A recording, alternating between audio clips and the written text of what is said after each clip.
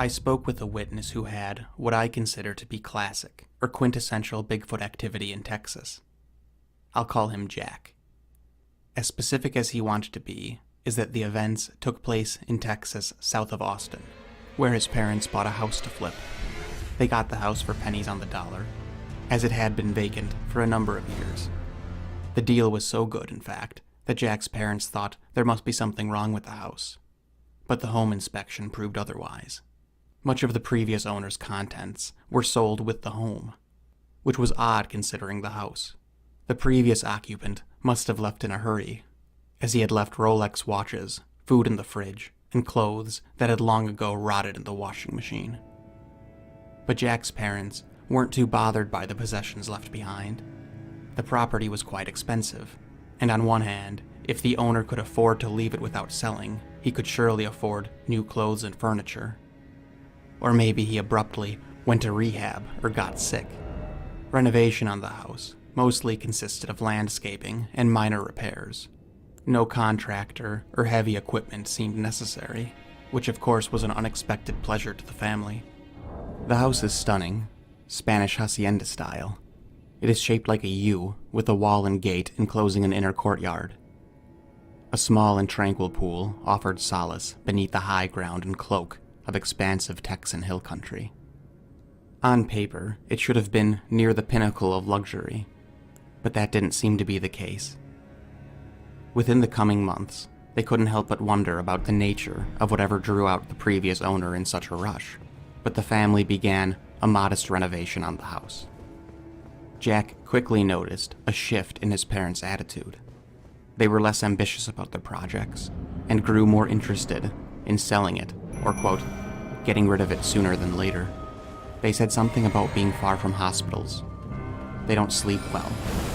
It doesn't feel right, they said. Jack was pursuing his master's degree, and lived 2 hours away. One day, his mother called and said that his father was going to be traveling for work, and she wondered if he'd come and stay at the house with her. Jack thought this was odd. He said his parents are both self-reliant people, and that his mom had asked for help with anything maybe twice in the past 10 years. Jack's father is a military man, as is Jack.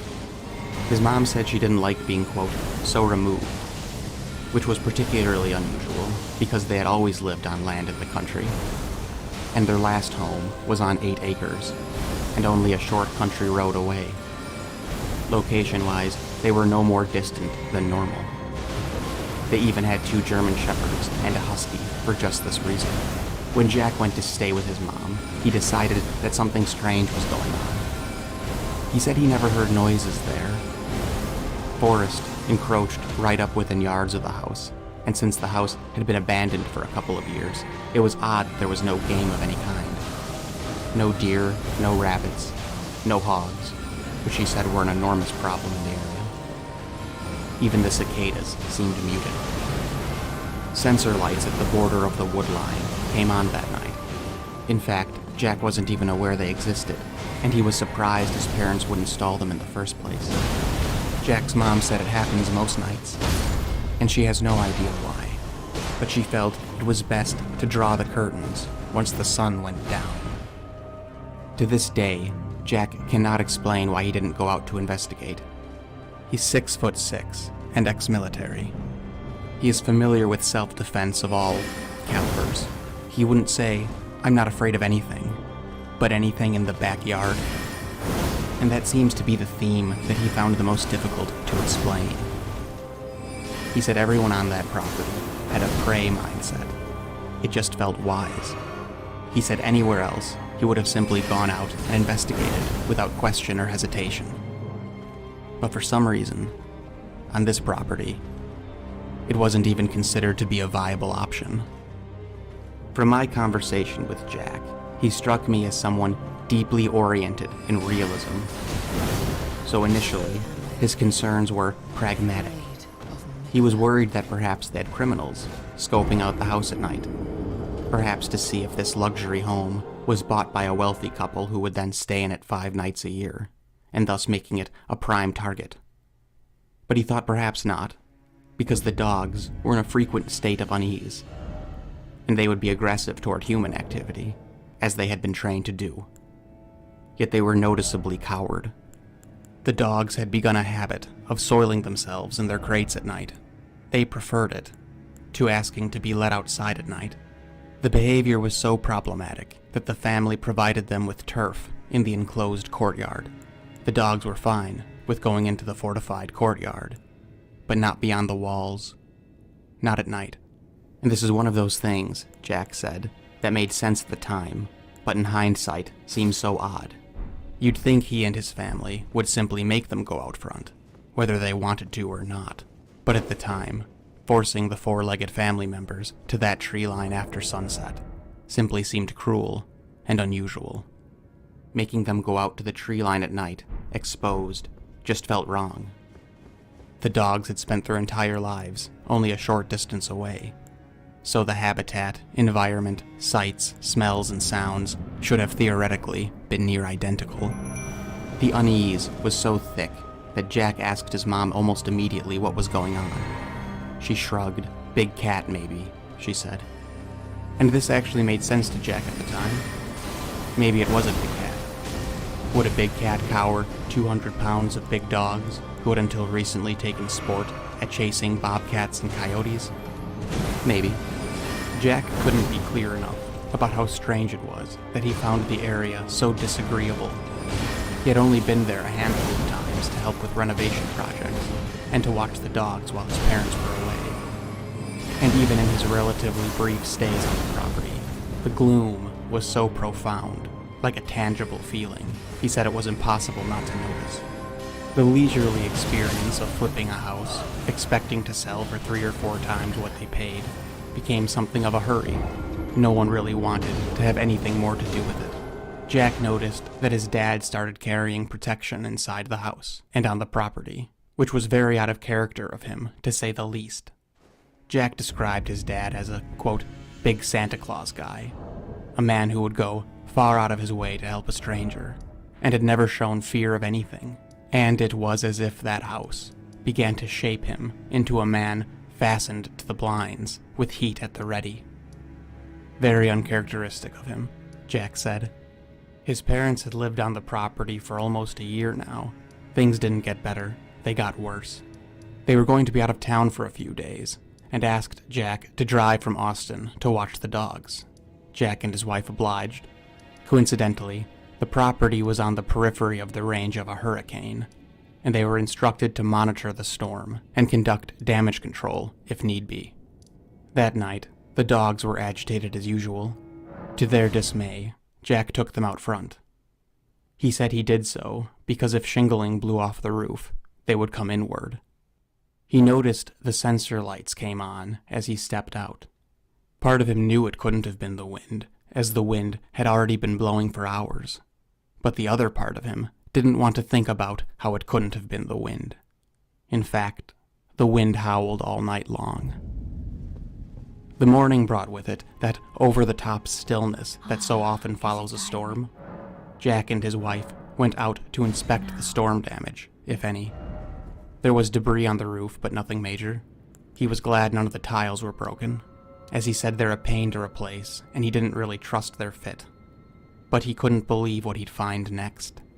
The house is U-shaped, and a gate runs the length of the open courtyard. I don't have a picture of the gate itself, as this incident, in fact, broke it, and it was subsequently replaced with a new design. But it looked something like this. Oak bars ran vertically, with gaps in between them, so the wind could pass through. An 8-foot wrought iron bar kept the gates shut, and unable to swing open. A long chain with a padlock was looped around the bar and the rings through which the bar was threaded. The chain could not have been removed unless either the padlock was open or the bar was pulled out. But on that silent morning, he found the gate ajar, even as it had previously been swollen into the ground, and the bar was on the floor. The chain and lock were gone. The gate opened slightly, but still sunken in the damp earth. He found the lock and chain sometime later, 165 yards to the northeast. The gate's design made it impossible for the wind to truly catch it, and even if the whole gate blew down, the bar would have been the last thing to dislodge. It would have busted at the hinges. In fact, the house itself would have been leveled before the wind would have moved the chain and dislodged the bar the way it did. Jack is a big guy and in considerable shape, and he knew he would have been unable to release the bar. No way, he said. In fact, he suspected it would take a truck and a good amount of lubrication.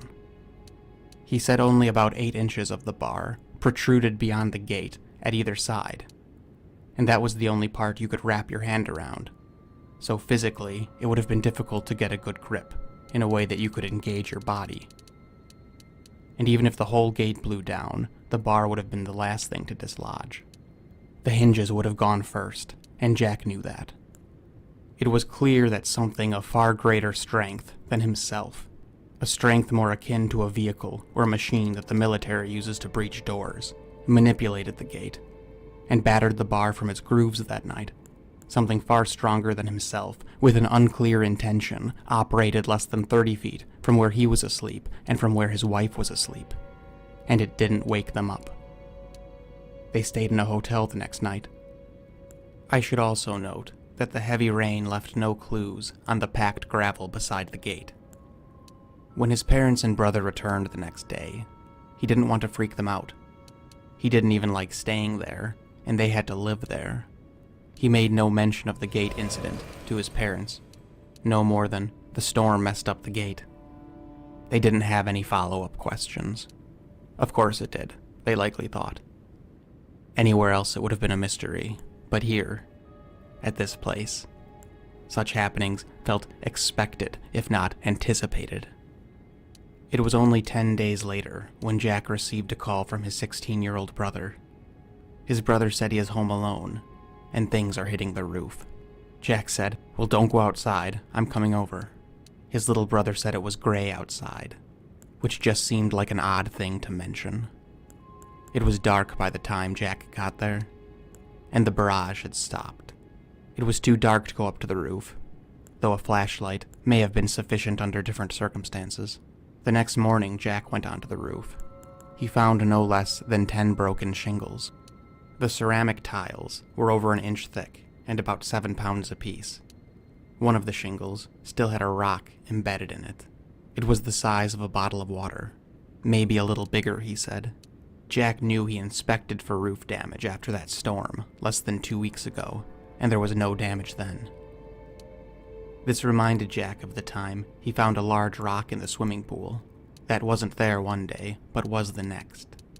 Jack had a moment of, "I don't know what to say," when his little brother said, "Do you remember when I saw the cowman?" Jack hadn't thought of it since it happened, but indeed, he did remember. Jack was a teenager, and his brother was only 6 years old. His brother was playing on the 8 acres of their last house. He said he saw a, quote, cowman, traversing the embankment he was playing on. The 6-year-old said it was almost the height of the ledge it walked across. The ledge was 15 feet tall. So apparently, the kid's cowman was 10 or 12 feet. Maybe bigger. He said it was moving very fast. Why exactly he called it a cowman is anyone's guess. This sighting occurred in the year 2000. At the time, Jack and his family wrote it off as a 6-year-old being alone in the woods for too long, allowing his imagination to take over. He was only 6 after all. But as Jack wondered what could have or would have thrown rocks on top of the roof, and what could have pulled that bar free, his little brother said, "You know that was only 3 miles away, right?" The feeble grip Jack still maintained on the big cat hypothesis suddenly splintered. Why does no one go outside here? Why are the blinds always shut? What exactly does cowman mean? It was only a couple of weeks later that his parents started the process of selling the property. But one day, his parents mentioned that they had rented a 1-bedroom house. The dogs still lived at the property, but his parents refused. It seemed sudden and wildly out of character for his parents. They didn't even tell him they were doing it. They mentioned it after they had moved out. The plan was to buy a different house once this one sold, so the extra cost of a 6-month lease seemed ridiculous. And yet, Jack completely understood. In fact, he said he was relieved, for their sake. Jack asked his dad what exactly happened to cause them to move. His dad got quiet. He said he's been hearing, quote, howls but more like hoots. He said they sounded manic. Jack didn't bother asking if the hoots or howls could have been from owls. It would have been a useless question. If Jack had so many experiences and had only been there a handful of times, he couldn't even imagine what happened to those who actually lived there. Jack never personally heard the howls, but it was chilling to imagine just what his dad could have been hearing, to finally and definitively leave that place. Jack suspects it was more than noises. He maintains that noise alone wouldn't be enough to draw his father out and incur the unnecessary expense of a rental for months to come. His mom inadvertently agreed. She said, quote, whatever he saw really motivated him to leave instead of solving the problem. But Jack has yet to press the matter. It's still very fresh. In the interview, Jack was adamant about a number of things. That he and his family are, quote, not tinfoil hat kind of people. They don't believe in ghosts, and they're not even superstitious. Jack and his family were not unfamiliar with the wild. He didn't profess to actively be a hunter, but he had gone hunting in his youth, and backpacking was a common pastime for the family. He has his master's degree, and so does his wife. Reason and education are important to these people. The word Bigfoot was not really in his or his family's lexicon. He says they didn't grow up watching TV. In fact, so foreign was the word Bigfoot that Jack recalls every time he encountered the subject before the property was purchased. The first, of course, was his little brother seeing the 10-foot-tall, no-necked, quote, cowman sprinting alongside an embankment. Yeti did come up, but only as a joke. The second time Bigfoot came up was at a military base in the Pacific Northwest, where Jack trained. He said that some of the people were rather matter-of-fact about, quote, Sasquatch or Bigfoot inhabiting some of the space used for field exercises. Which is just to keep things interesting, right? And the third was when he was traveling through Germany and spoke with some Russian students who told him about some incident that ended in the demise of some skiers, and they thought it was attributed to a Bigfoot-like creature. They called it Almas, or something like that. And those students recommended Jack take a closer look at the Patterson footage. At the time, he found it mildly entertaining, if not terribly convincing. The fact that Jack literally recalls every single time the subject came up before moving onto the property is simply a testament to how much thought these incidents demanded. Fortunately, less than 6 months passed before the property was sold, and as planned, they sold it for several times what they got it for. Jack never spoke with the new buyers, but he did speak to the realtor. A wealthy couple from the Midwest bought the property in 2017. Jack drove by it sometime after they purchased it, and a 14-foot chain-link fence was up, which must have been a sizable investment for people who clearly don't use the place as their primary residence. They bought it in 2017, and they also sold it in 2017. Whoever bought it after them has since put the house up for sale. By chance, Jack's two brothers own and operate a drone company used to survey land. Jack is hopeful and determined to find answers, and will report with answers when and if any can be found. But of course he's a busy man. To me, this is the quintessential type of report. It is indicative of a creature that I find feasible. A creature that seems to be aware to some degree of just how much it can do without showing itself. A creature that knows how to show its strength, and a creature that understands when you're alone. A creature, for reasons unclear, that is entirely calibrated towards risk reduction. Primates certainly use displays of force. Imagine one that has a greater understanding of its utility, tactic, and implementation. In this technological age, we seem to have forgotten that humans are, in fact, effective barometers in a sense. When someone is so sure that something is wrong, it's usually because something is wrong. The Bigfoot community has been called the liar community by many, but I haven't found that to be the case. I have now spoken with about 24 people who believe they have had experiences with a cryptic creature that dwells on the periphery of North American civilization. These are people who I fundamentally believe can find no conventional explanation for what they experienced, and they have settled on what they believe to be the most likely outcome. And I agree with them, for the most part.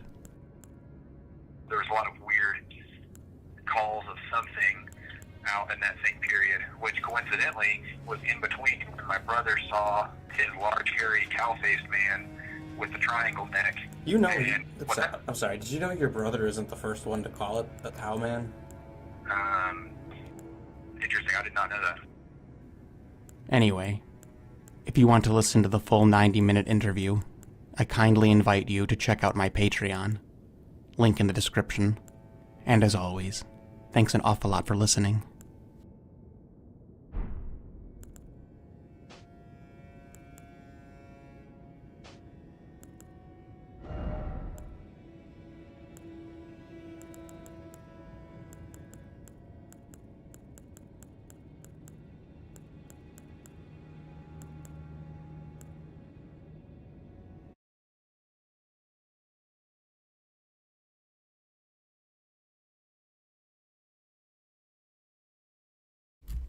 Hi, I'm Bob Gimlin.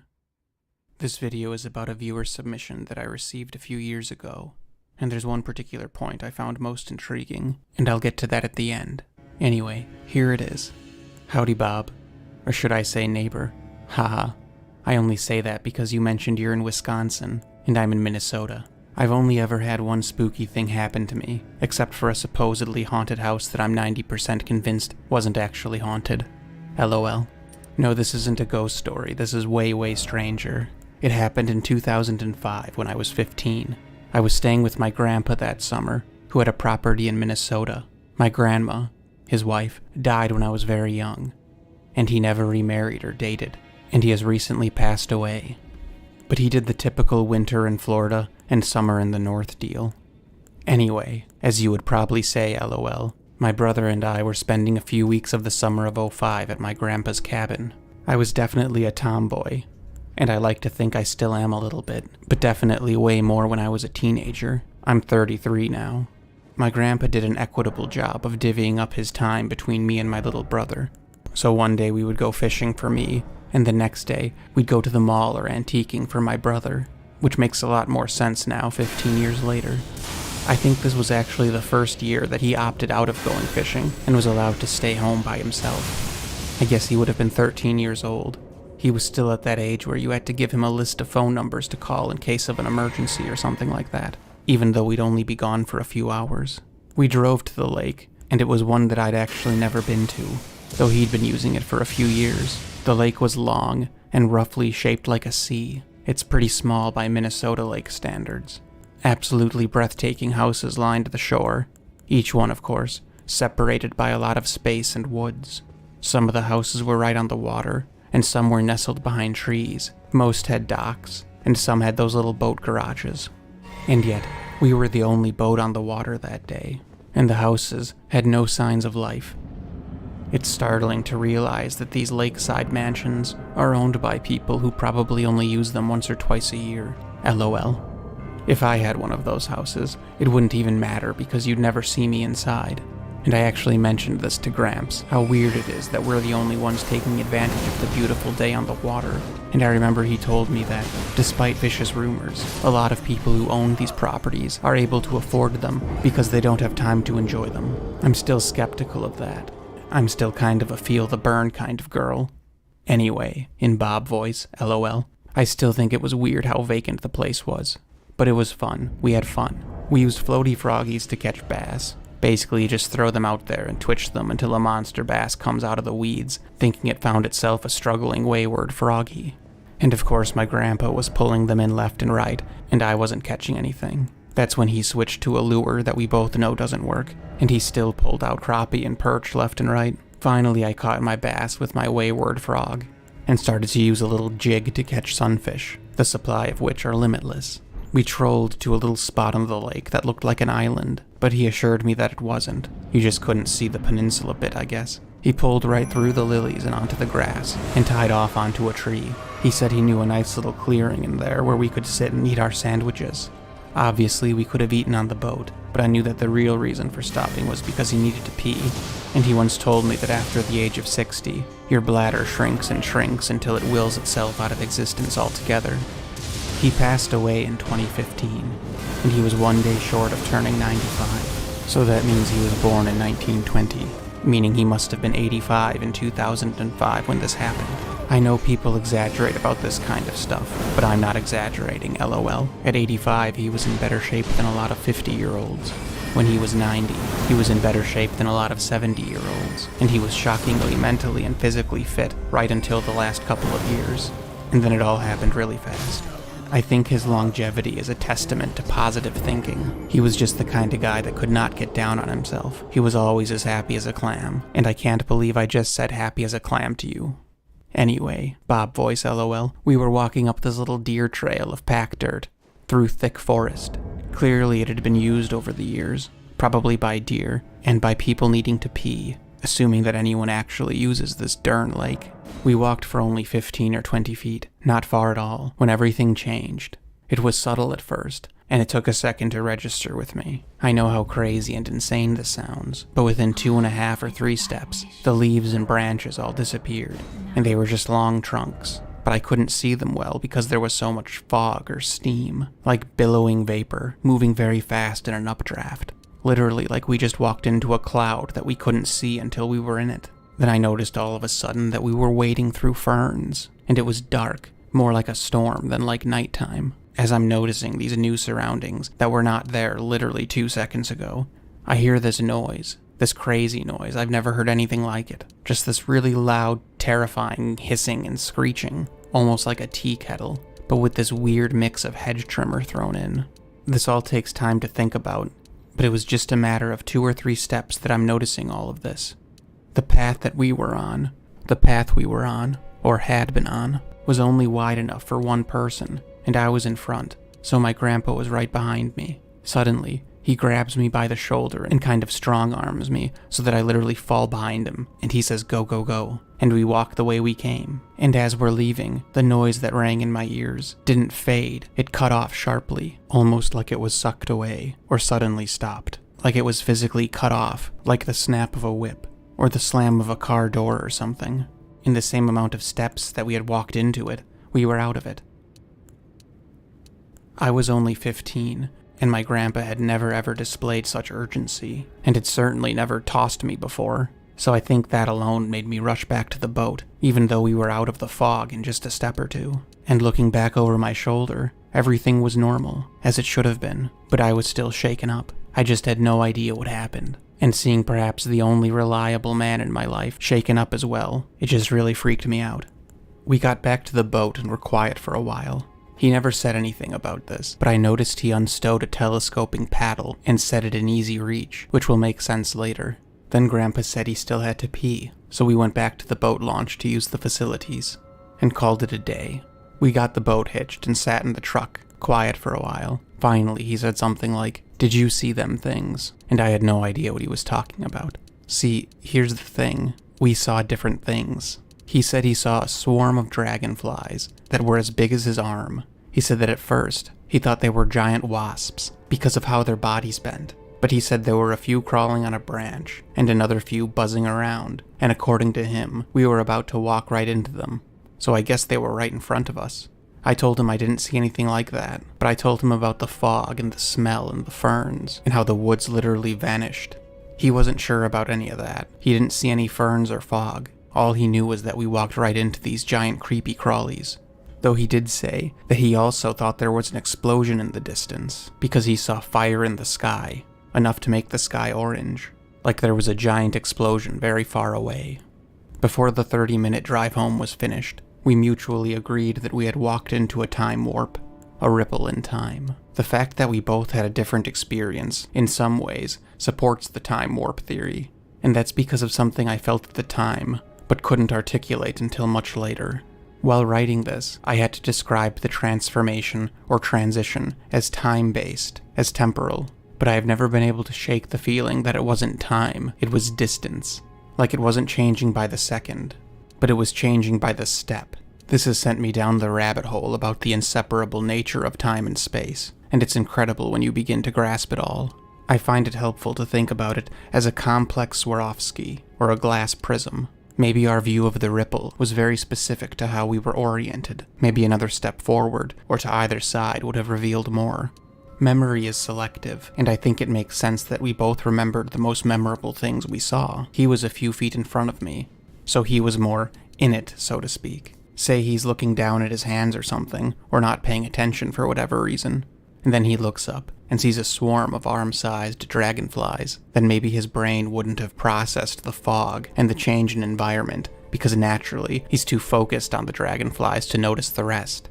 And in my case, maybe I hadn't walked inside enough yet to see the dragonflies, so I only remembered the change in scenery, because that's the strangest thing I saw. To be clear, from when we noticed something was amiss to when everything was normal was no more than 3 seconds, probably closer to 2. I noticed a fog, a smell, and the foliage change. He noticed the dragonflies and a fiery hue to the sky or atmosphere, but not the fog or change in environment. We both heard the noise, though it was more impactful to me than it was to him, so I think I heard it more, or had it at a better angle maybe. A skeptic might say that I'm lying. I'm not. A skeptic might say that it was all a prank by my grandfather, that he pretended to see something scary, so that we had a fun little whatever or something, and the prank colluded with my childlike imagination. This is also not the case. Obviously, I did some research, both immediately after, and in the years since. We definitely didn't think this was some wild shroom-induced hallucination or crazy gas leak, but I looked into it all the same. There are several compounds, both naturally occurring and manufactured, that can basically induce hallucination instantaneously, but none can do so in such a localized area. We walked in, it was there, and we walked out, and it was gone. Any type of substance would linger, and thankfully, neither of us were sick or anything. Here's a tidbit about the type of guy my grandpa was. I don't know if you want to put this in the video for character development or something, but it's my favorite story ever. And he told it 100 times, and apparently, my grandma didn't like it because it made him seem like a nutbag. In the 50s, he lived in Florida, in Fort Myers, and one evening he was walking along this pier, and he sees some guys fishing, and they're all looking at a white pelican. White as in not gray, lol. Apparently this pelican was wrapped up in some netting against these old dock pilings, and the poor pelican was trapped, and waves were smashing it into the poles. And one of the guys fishing said that it had been there all day. Now my grandpa, to him this was a funny part of the story. He said he almost, quote, boxed him right in the nose, which was about as malevolent as he could be. But he was mad that someone could watch this all day and not do anything. So Gramps strips, takes off his shorts and his shirt, grabs the guy's pocket knife right out of his breast pocket. Taking the knife was a very funny part of the story, the way Gramps told it. I guess in the 1950s, borrowing something without permission, with the intention to immediately return it, was comedic gold. So he plucks the guy's knife right out of his breast pocket and dives in. He got to the pelican and said this poor bird had no strength left in it. It was all tangled up and the net was thick and the knife was dull, so he tried to unloop the net from the pylon. And as he's doing that, people on shore start yelling, "Shark, shark." And he thought these clowns were just trying to get a rise out of him, lol. But then the guys said that they're serious, and that it came right to his knees before turning fast. As you could imagine, that's enough to freak anyone out. But undeterred, he finished freeing the pelican, and he said it cozied right up to him like a baby. And as he was swimming back to a service ladder, the people on shore were telling him to hurry, and he said at one point everyone that had gathered there gasped, but he still saw or felt nothing, and climbed up the ladder without incident. He said the people told him that a 13 or 14-foot shark had followed him all the way back to the pier, and once had made a run at him. But just like the first time, it darted away at the last second. I remember my grandpa always said that the shark was probably just curious. Well, Gramps, what do sharks do to satisfy their curiosity, And anyone who's ever seen Shark Week would know that a struggling and bleeding animal would in fact attract the attention of a shark. It had probably been waiting there for a while. And the only shark of that size in the Gulf of Mexico would be a tiger shark, which is one of the big three. Anyway, Bob voice again, lol, the pelican didn't have the strength to fly or stand. So he brought him back to their apartment, where he cleaned his wounds and fed him fish from a bait store, named him Henry, and kept him hydrated. I don't really understand how this happened, but I guess the pelican insisted on sleeping with him. After a few days, they let him out on the balcony, and he flew away. But Henry came back that night, and every night after that. Henry would even migrate during the summer, but every winter he came back to the balcony and expected nothing less than to roost in bed. I guess Henry was a cuddler, and he did not tolerate intimacy. I wasn't alive for this, of course, but Grandma said my mom was almost never born because of this pelican. Though she conceded that pelicans are surprisingly tidy, they only poop over water, and they keep groomed. I don't know if that's true for all pelicans, but it was for Henry. Isn't it crazy how stuff like this happened before anyone posted it to the dodo? LOL. The point, and how to get to it. The pelican story, I guess, is just my testimony toward his character. We live with a pelican now. Super. We went through a crinkle in time. Hot dog. I know what I've said is totally out there. Tinfoil hat Bob, LOL. But what if Bigfoots or other cryptids have some knowledge of these wrinkles in time? And when things get too hairy, they can just slip back or forward. That would definitely explain why we never find them. What if they don't actually live here, and they just foray here for whatever reason? Because sometimes, as you've noted, they don't even seem all that cautious. Well, why would they care about getting caught if they can just vanish to wherever or whenever? This leads me to why I'm actually grateful for my experience. There are flickers in time and space, and people, and maybe other things too, clearly can come and go from them. To me, it's a fact. I think society at large is entirely too skeptical and dismissive of such things. As you said before, I think, knowledge is still in its infancy, and someday, though probably already, this stuff will be well understood and acted upon by acronyms X, Y, and Z. But that's why I'm happy about my experience. There is very little anyone can say that I won't at least consider, and I wish there was more of that in the world. Well, sorry if this got rambling. I'm a huge fan. Let me know if you're ever in St. Cloud, and thanks an awful lot for listening. Or reading. LOL. Okay, hi, back to me. I want to start by quickly saying that I'm overwhelmed by emails and Patreon messages, so I need to prioritize Patreon. And if you've sent me an encounter, or a complex interrogative series of interview questions, as much as I'd love to subject myself to them, I just don't have time. These videos take me forever, and I seem to struggle with aspects of it all that others don't. For example, I received this email in March of 2019, and I wish I had a team of me's to give all of the correspondences I receive the time they deserve, but that is not possible at this point. I can read emails and messages or I can make videos, and frankly, making videos seems like a better use of time. Okay, now to the thing what happened. So I don't really have a strong opinion about time warps, and to be honest with you, I can't say that it's something I'm particularly interested in, and that's because I don't think I'm able, or particularly inclined to at least, wrap my head around it. But I actually think it's important to cover, because that which is unexplained cannot be understood in a microcosm. For example, you can't develop a comprehensive portrayal of mammals if your only case study is dolphins, and you can't develop a comprehensive portrayal of animals if your only case study is mammals, and so on and so forth. So do I think that wrinkles in time, such as the one described here, are quite possibly a thing? I don't know, but probably. I've read that the odds of the multiverse existing are astronomically higher than the odds of only a single plane, but as I said, that's a bit too much for me.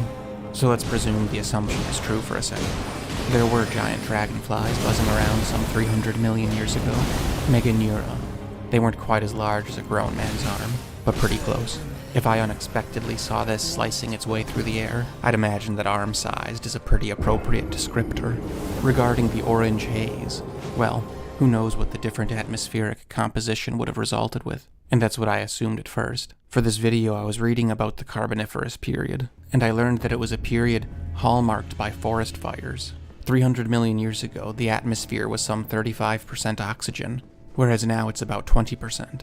The atmospheric oxygen content, being nearly twice what it is today, obviously would have made things more fiery, and it's even been theorized that lightning may have been hot enough to combust the air itself, which is a horrific thought, if every lightning bolt ignited the sky around it, with thunder rolling through fire clouds. So any of these factors could likely result in an orange, atmospheric haze, and I'm sure there's more options, of course. My biggest problem with the time and space warp thing is that statistically speaking, what are the odds of coming out on land, as opposed to the ocean? Does time and space account for the continental drift? Or what about the simple matter of elevation? If you magically transported back 300 million years in the exact location you are now, I imagine the odds would be pretty high that you'd end up mid-air in a mountain or in the sea, because the time and space you inhabit is not inextricably linked to the actual ground you're on. Unless, of course, these fractures in our continuum are intentional and planned. I chose this story for one reason. Well, two actually. I really adored the pelican story and wanted to see it come to life. But more importantly, one relatively small detail of her account really stuck out to me. Simultaneous to the environment around her changing, she said, quote, "I hear this noise. This crazy noise, I've never heard anything like it. Just this really loud, terrifying hissing and screeching, almost like a tea kettle, but with this weird mix of hedge trimmer thrown in." And when I first read this report, I thought she was implying that the noise she heard was supposed to be the dragonflies. But further questioning revealed that this wasn't the case. I guess I thought this because I've definitely heard the buzz of dragonfly wings skirting by, and I figured a swarm of giant ones would produce a rather intense sound. But in follow-up questions, she didn't think so. She said it was more like, quote, rushing air, but with a mechanical purring noise behind it. And then as she left the immediate area, and the environment returned to how it had been, she said the noise, quote, didn't fade, cut off sharply, almost like it was sucked away, or suddenly stopped, like it was physically cut off, like the snap of a whip, or the slam of a car door or something. And this is why I decided to make a video on this story, a subject that doesn't otherwise particularly interest me. When I read this, I immediately thought of a case that Mr. Politis covered in 411 The Hunted regarding Tom Messick, an 82-year-old former firearms instructor and paratrooper who disappeared in 2015 while hunting with a group of friends and family in Warren County, New York. He had been well within earshot of his companions when he disappeared, and he had a rifle and a walkie-talkie, and though his health was relatively poor, he was extremely experienced, and literally spent 50 years training others for just such a situation. On November 15th, he was last seen at 10 a.m. A search began at 7 p.m., and within days, over 50 agencies were involved in the search, including multiple canine units, several aerial divisions, one of which being the New York State Police Aviation Unit, and this exhaustive search lasted until the 26th, 11 days, and after that, a search to find what could only be remains continued until January of the next year. Nothing of Mr. Messick's belongings or remains were ever recovered, even from dredged lakes and swamps. So this case is particularly intriguing because Mr. Messick was largely immobile. Even if he got lost, disoriented, or confused, he simply couldn't have gotten far. And even if that had happened, something like the symptoms of Alzheimer's or dementia, he would have been familiar enough with this kind of situation to still know what to do.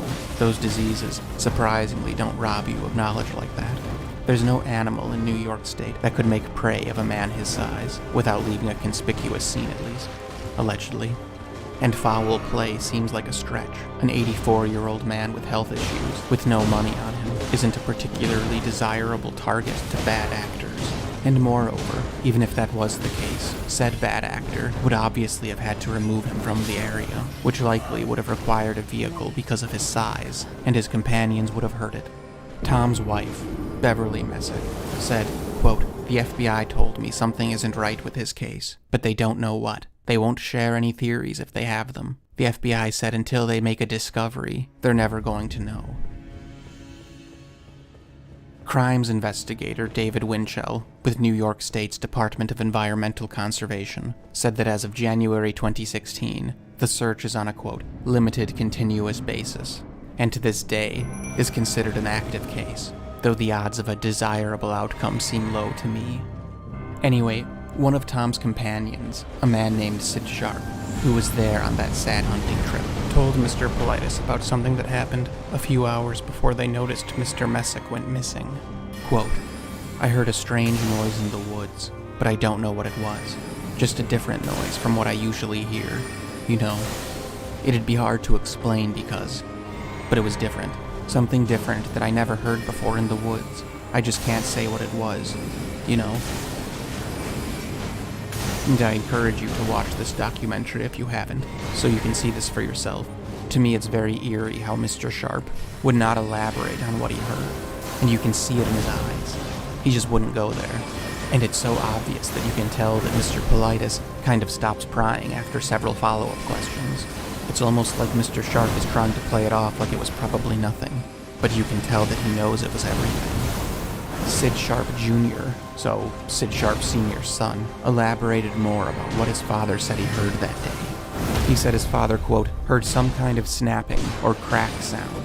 It was strange. It wasn't something normal he hears in the woods. He still talks to me about it. He said it almost sounded like a big trap closing, or something. I don't know. Which sounds similar to the hissing and screeching that, quote, didn't fade.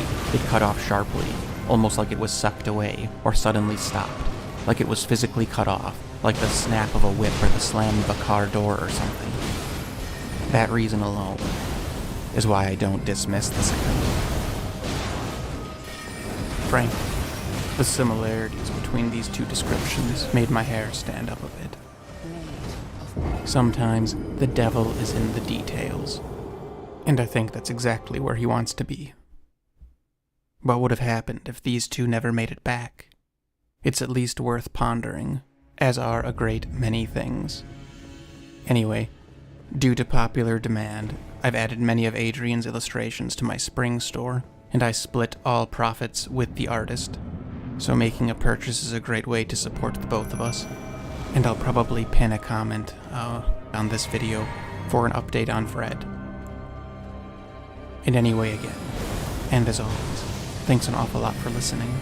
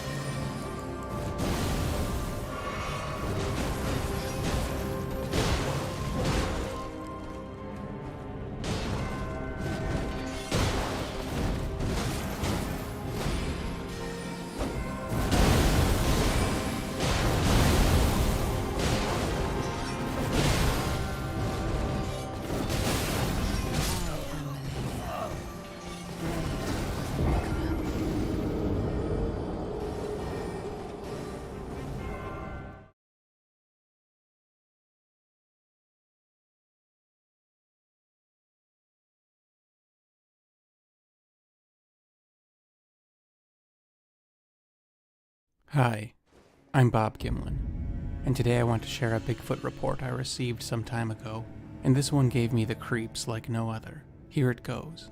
Hi Bob, my Bigfoot encounter doesn't feel like a normal Bigfoot encounter, or at least nothing as simple as bumping into a large animal. I grew up in almost Idaho, in Montana, outside of Missoula, and I was raised by my dad. My mom left us when I was a baby. Dating the first event is easy because it happened on my 14th birthday, so if I was 14, then I guess it was 1975, because I was born in 61.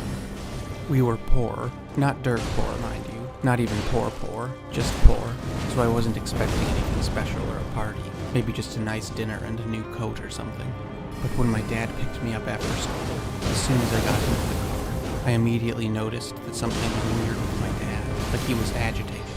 And he spent a 20-minute drive lecturing me about these new rules. No going outside alone, no going outside at night, and weirdly enough, we're to keep the blinds shut.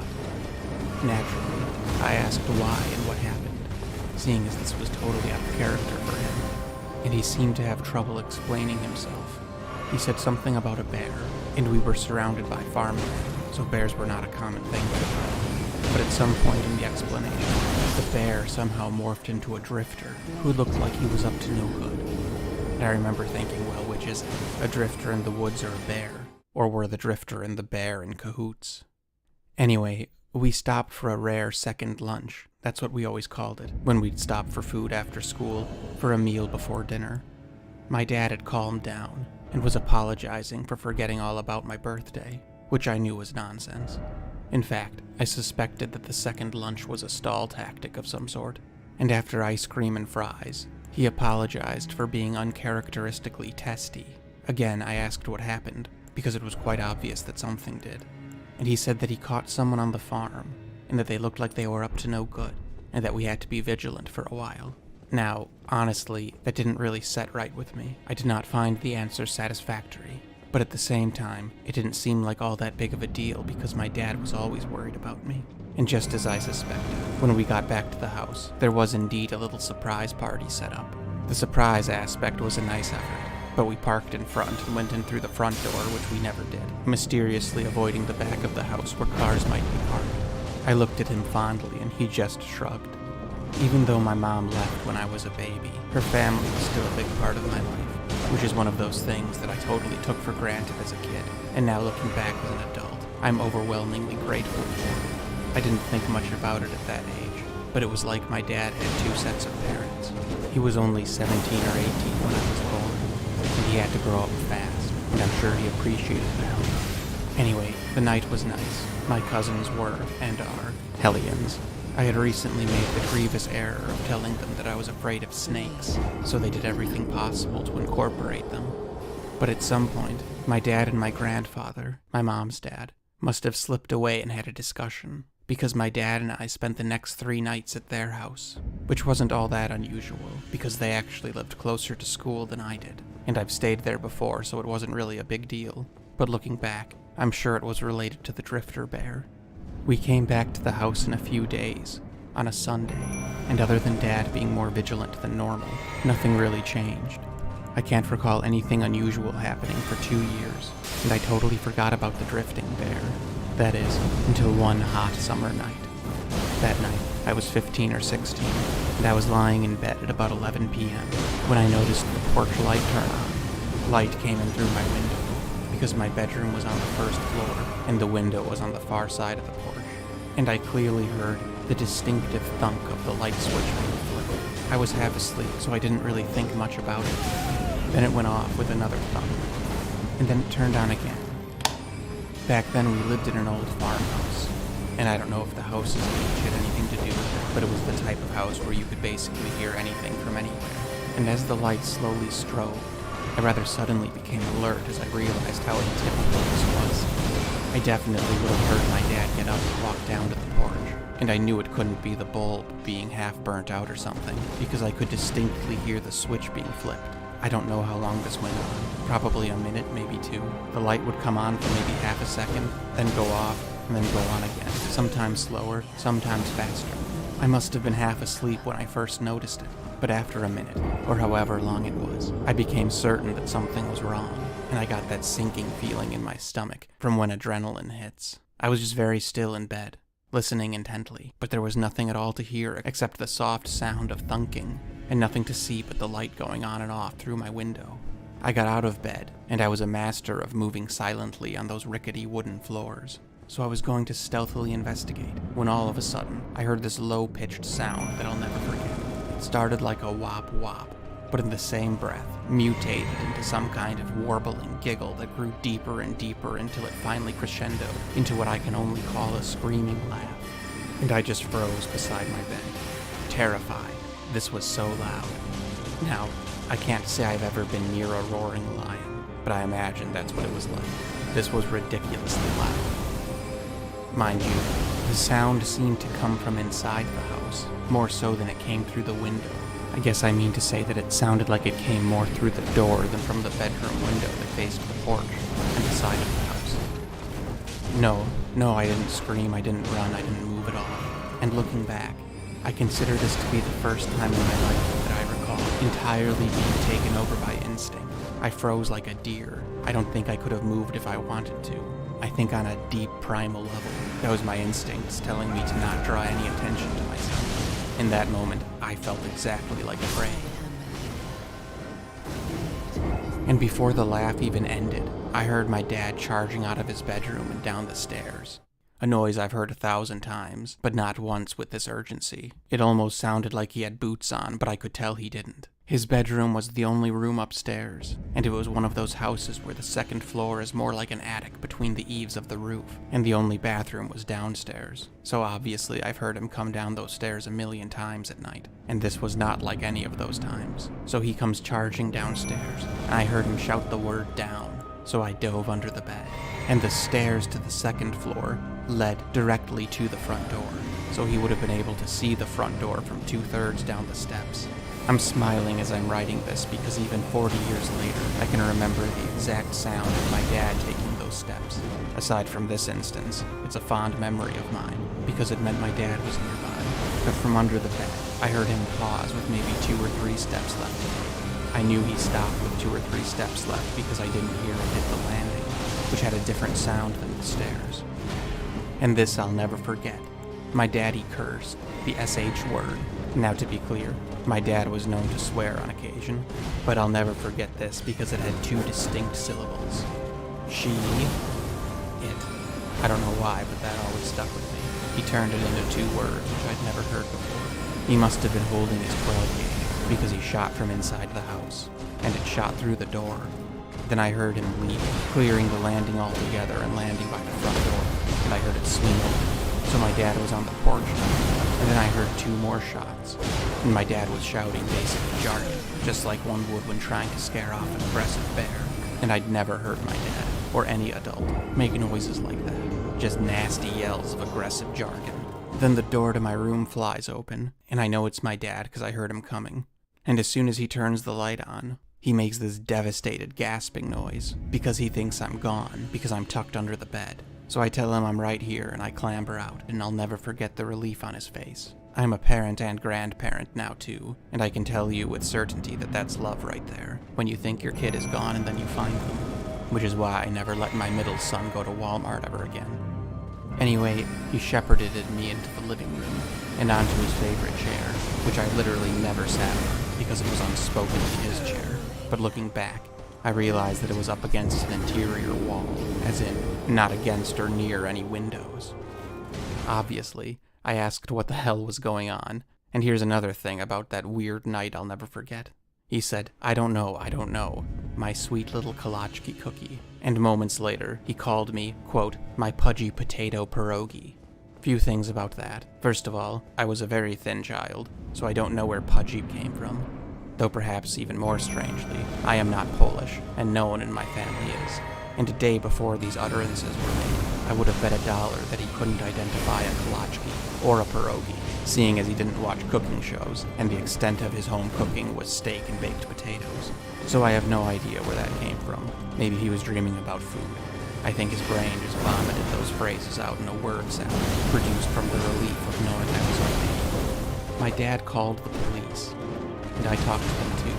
And I was there the whole time. I think my dad wanted me to be part of it, to add credibility to the story, even though I hadn't seen anything. But I sure as hell heard it. And I don't know why, but at some point when my dad was talking to the cops, and I had kind of zoned out, is when I realized something about what happened.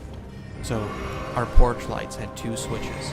One outside on the side of the porch by a couple outlets, but the other switch was inside, beside the front door. When I was in bed, I guess I had assumed that it was the outside switch being messed with, because I hadn't heard anything inside the house.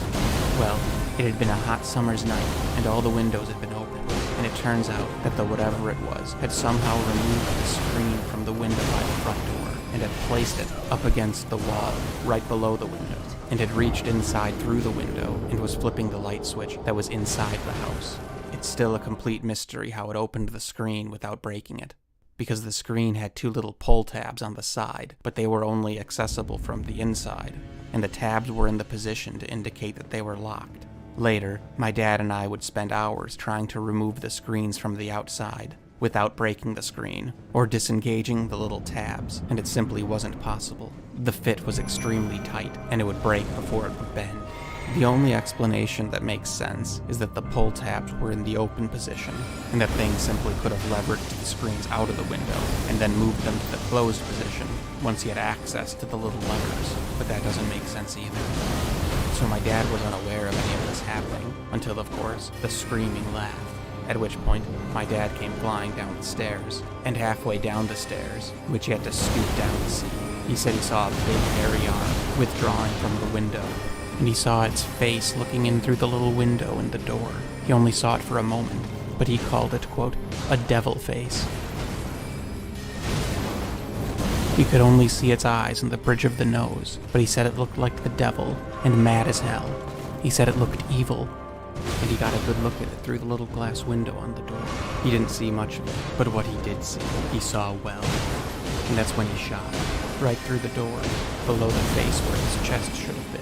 And he ran onto the porch, and that's when he started to yell, and he fired 2 more shots from the porch. But he didn't have sight of the creature by then, which is why he thinks that it jumped over the railing and went around to the side of the house. We would have heard it if it ran across the porch, so we think it jumped over the railing first, ran around the house, and then circled back. The front of the house was flat and bare, and the night was bright enough to have seen it if it had gone straight for the tree break. He ran around the whole house in his undies, screaming like a banshee before he came back in to look for me. So outside, he shot to give the impression that he meant business. And it wasn't until he returned to the house that he realized that there was no blood on the porch. No blood, footprints, or hair either. He was utterly perplexed on how he hadn't struck it with his first shot. He was quite certain that he'd hit it when he first pulled the trigger. In movies, they always show shotguns as blasting holes through walls. But that's not what happened here. There was just a series of small holes close together right in the door frame. The cops were very straightforward.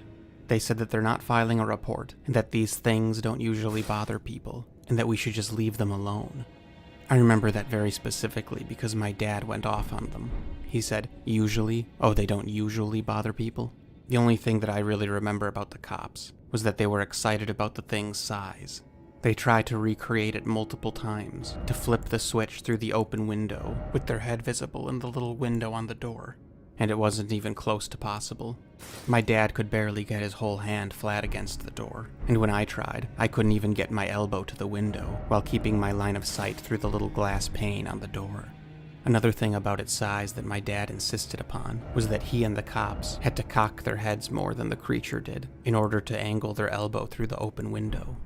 My dad said that the creature's head wasn't straight up and down, but it was far less at an angle than when he or the police tried. One of the cops was a bear of a man, and he could get his arm in the window with his head straight, but his hand barely made it to the center of the door, and certainly not to the switch on the other side. My dad told the cops that it was too big to fit in through the window, but it could have busted through the door easy as pie if it had a mind to. I know this doesn't really fit into the mindset that a lot of people have about a Bigfoot cover-up or whatever, but I was there, and I specifically recall the cops saying, "We're not filing a report. We get a few calls like this every year, usually from the same people. Just let it alone." And one of the cops told him that they don't come inside houses, and that's when my dad told them to get off his property. And after they left, my dad and I had ice cream, and he told me about what happened 2 years ago on my 14th birthday.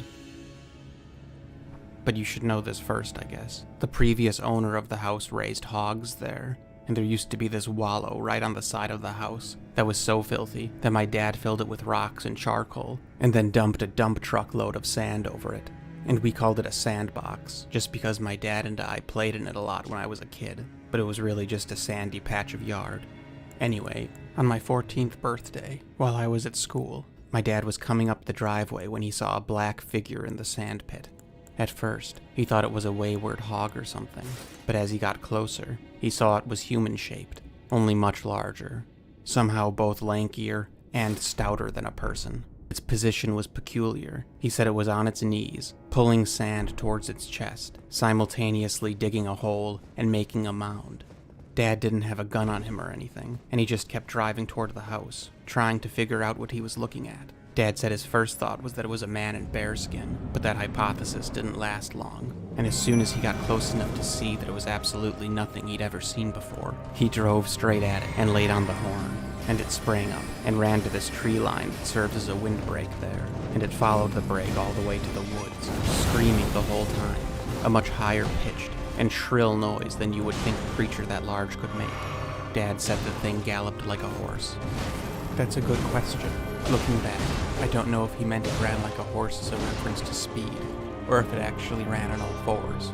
I took it to mean that it ran fast and flew, but now you've got me. He described it as a dog. He said it had no ears, a bald head, but hair around the sides like a balding man.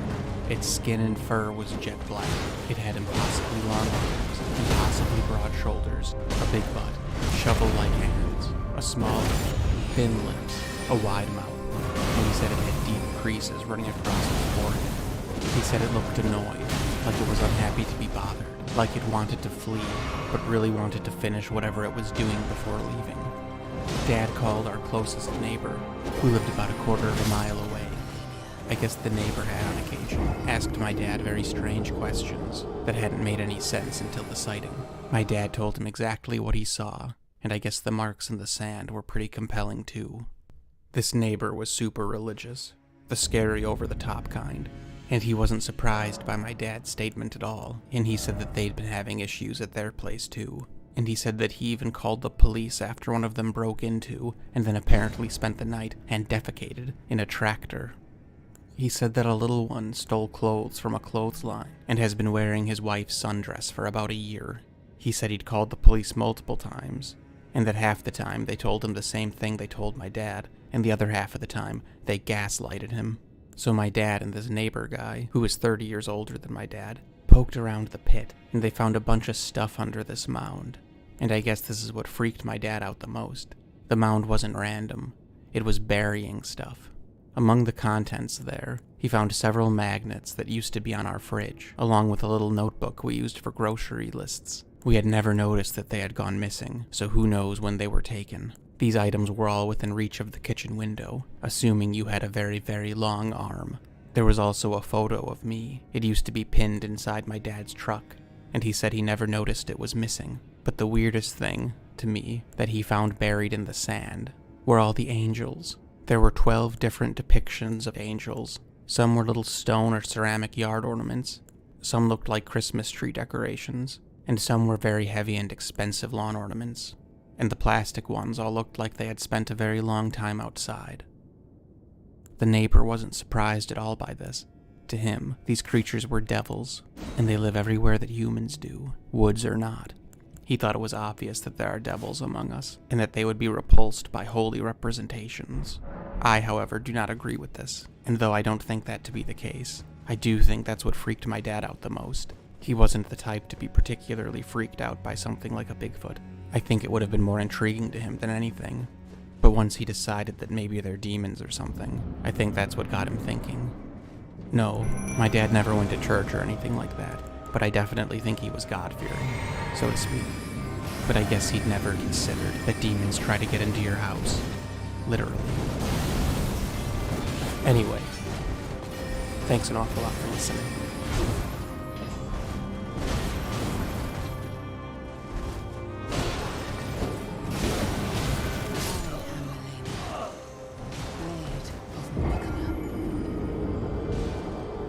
Hi, I'm Bob Gimlin.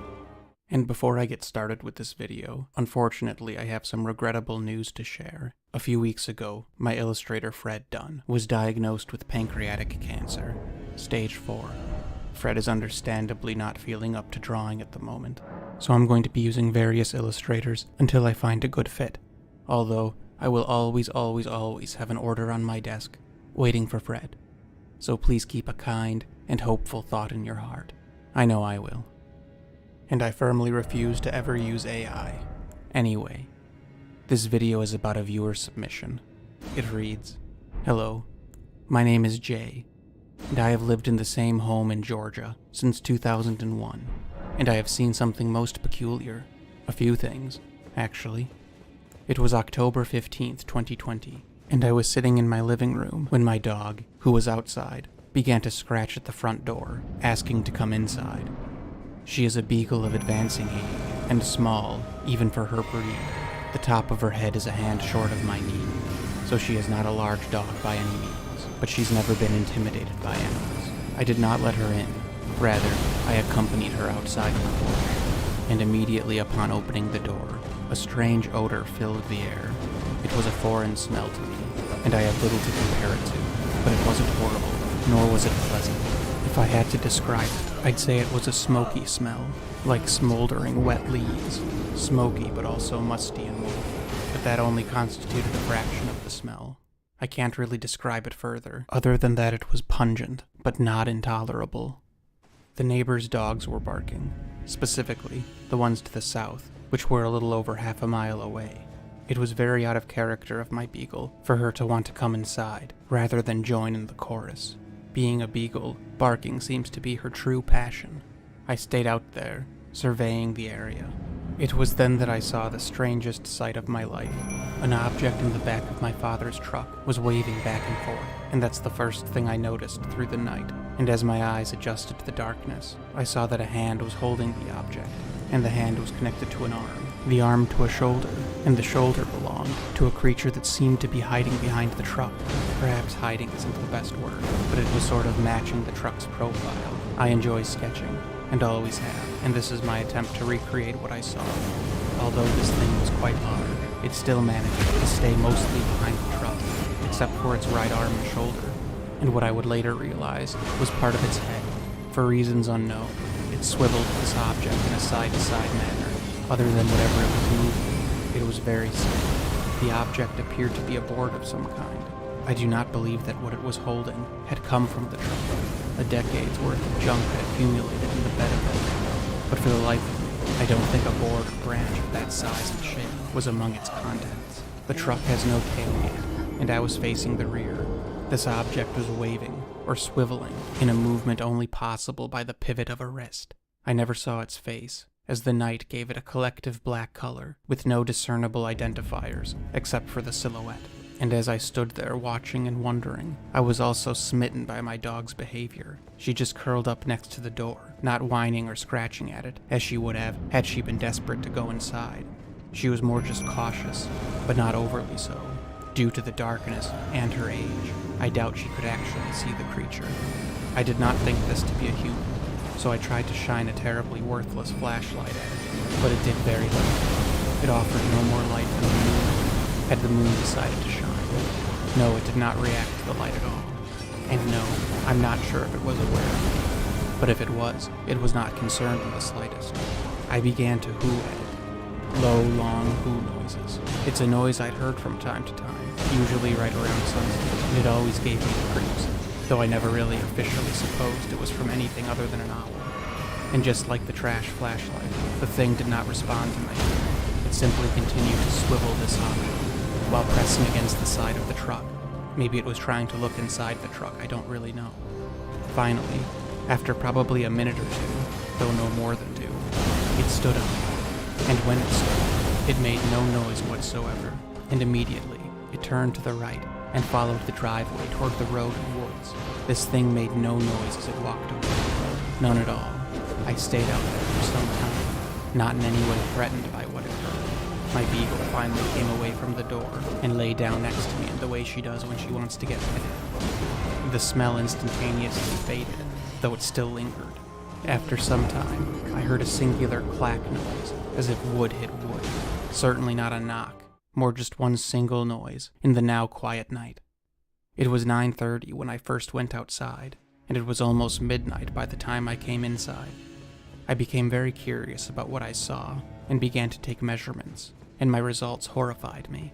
This picture is of the truck in question, from exactly where I was standing, from where I saw it.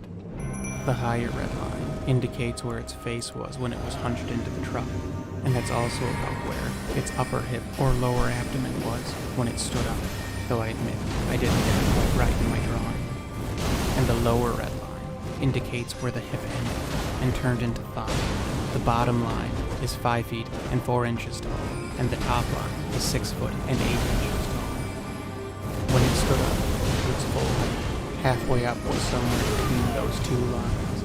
Now, if I were to times those numbers by 2, what I saw could have been 10 foot 8 at its smallest, or 13 foot 6 at its tallest. My initial estimates had assumed that the animal's upper portion was equal to its lower portion, but I don't think it was. I think it had far more upper body than lower body. And based on how much higher than the truck it was when it stood up, my best guess is that its feet to the lowest point of its butt comprised only a third of its height. though I admit I didn't capture that perfectly with my screen. Based on my careful calculation, I put the smallest height of the creature at 10 feet 8 inches, and the maximum height at 13 feet and 6 inches. That's not even taking into account that I think that its upper body was significantly larger than its lower body. Its legs seemed to be smaller in comparison to human proportions. I truly think the thing I saw was close to 13 feet tall, if not taller. The night I saw the thing, I thought maybe it didn't fear me because animals are skilled at reading intention, and I meant it no harm, and my posture and voice must have expressed that. But now, I'm more inclined to think that it wasn't bothered by me because of its size. It was not until I pulled out the tape measure and I laid down next to these lengths that I became afraid of the dark. The fact that this thing was so silent led me to consider whether or not I saw the devil himself. I have made further measurements regarding the creature, and from my measurements, I believe the length of its arm was a total of 8 feet. Including the hands and fingers, its total reach may have been close to 9 feet. That's just an estimate, but I know where its hand was, and I know where its shoulder was, and the truck is long.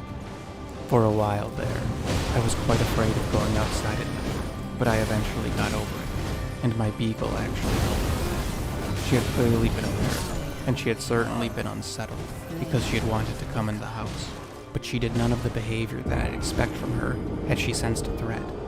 She didn't growl, snarl, bark, or pee. The hair on her back never came up. Although, with the darkness and her age-induced failing eyesight, I'm not sure if she saw it or not. Furthermore, had this thing wanted to disappear me in my more than 20 years here, it's had thousands of opportunities to do so, and I'm still here. And had it tried to disappear me, there would be absolutely nothing I could do about it. Even if I was expecting it, with a large caliber weapon, I still put the odds in the creature's favor. The amount of punishment a lion or a chimp can take before succumbing is ridiculous, let alone whatever this thing is. Other than its size, what really got to me was how quiet it was. It made no noise when it walked. None. Zero. At 40 or 45 feet away, you'd think I'd at least hear breathing or something. Anything but stillness. But there was nothing. I've seen this thing twice more, so 3 times total. My second sighting was some months after, in winter, either the tail end of 2020 or the start of 2021. I don't even really remember why I had the inclination to go out that night, but when I did, I stopped dead in my tracks with the door wide open. In a full moon, this thing was just standing in the driveway. I circled where it was here, and I was in the same place as I was when I saw it the first time. It was facing me directly when I opened the door, probably startled by the noise, but by the time I noticed it, it was already turning. Well, I shut the door real quick, and by the time I returned with my phone, it had continued on its way. I think it uses the driveway to be quiet, as it has no leaf litter like the forest floor. Sometimes I think that there's no way it could move so stealthily through the woods, which as you can see are quite thick. But then again, I've read about plenty of aggressive encounters with bear and moose by people who had no idea that there was an animal at all until it was on top of them. And what I've seen 3 times is very comparable in size to a moose. At least, in weight. My third sighting was on October 11th, 2022, almost exactly a year since my first. It was 3 p.m. Some movement caught my eye on the wooded ridge at a much higher elevation than where I sat. It was just a second, but I distinctly saw an arm swing, a giant hand, and its shoulder, its whole left side. The sun reflected its fur, and it was precisely the color of a chestnut, either dark red or brown. It made noise in the dense woods. I believe that's why I looked up there in the first place. Its shoulders moved through the branches, but I don't recall footfalls. It was a breezy day that did not possess the quiet of a noiseless night. The sighting lasted only a second or 2, but in some ways, it was clearer than the other sightings, which lasted longer, but were at night. There were 2 things worth noting about this sighting. Large wild rabbits shelter up there, and I can see them through patches in the trees pretty well. This thing's hand was comparable to the size of a large rabbit, fisted, or closed as it was. And second, work had ended early that day due to some kind of accident. Every other day, I wouldn't have been home for another 6 or 7 hours. I don't know if that's relevant, but I feel like it is. Of all my sightings, I never actually caught the face, though I believe all 3 sightings were of the same creature. That day I became curious about my first sighting. I grabbed a stopwatch and, going strictly from memory, I hit the button on the watch while visualizing the creature's route to get from the truck to a particular tree, a distance of about 60 feet. It took about 9 seconds, if my memory serves me well.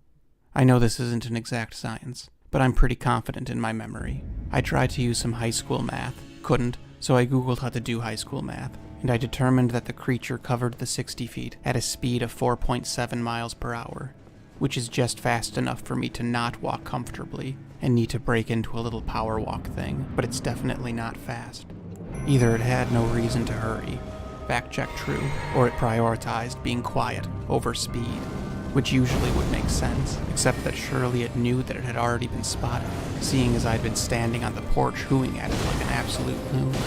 So I know that calculating its speed of 4.7 miles per hour, or 7.6 kilometers per hour, isn't exactly groundbreaking, but I'm confident in that number. That's how fast the thing I saw walked. It was somewhere between 10 and 13 feet tall, and walked 4.7 miles per hour. It's strange to get the height and speed of a thing that doesn't exist. Since my first sighting in October of 2020, I've only had one encounter that did not include a visual.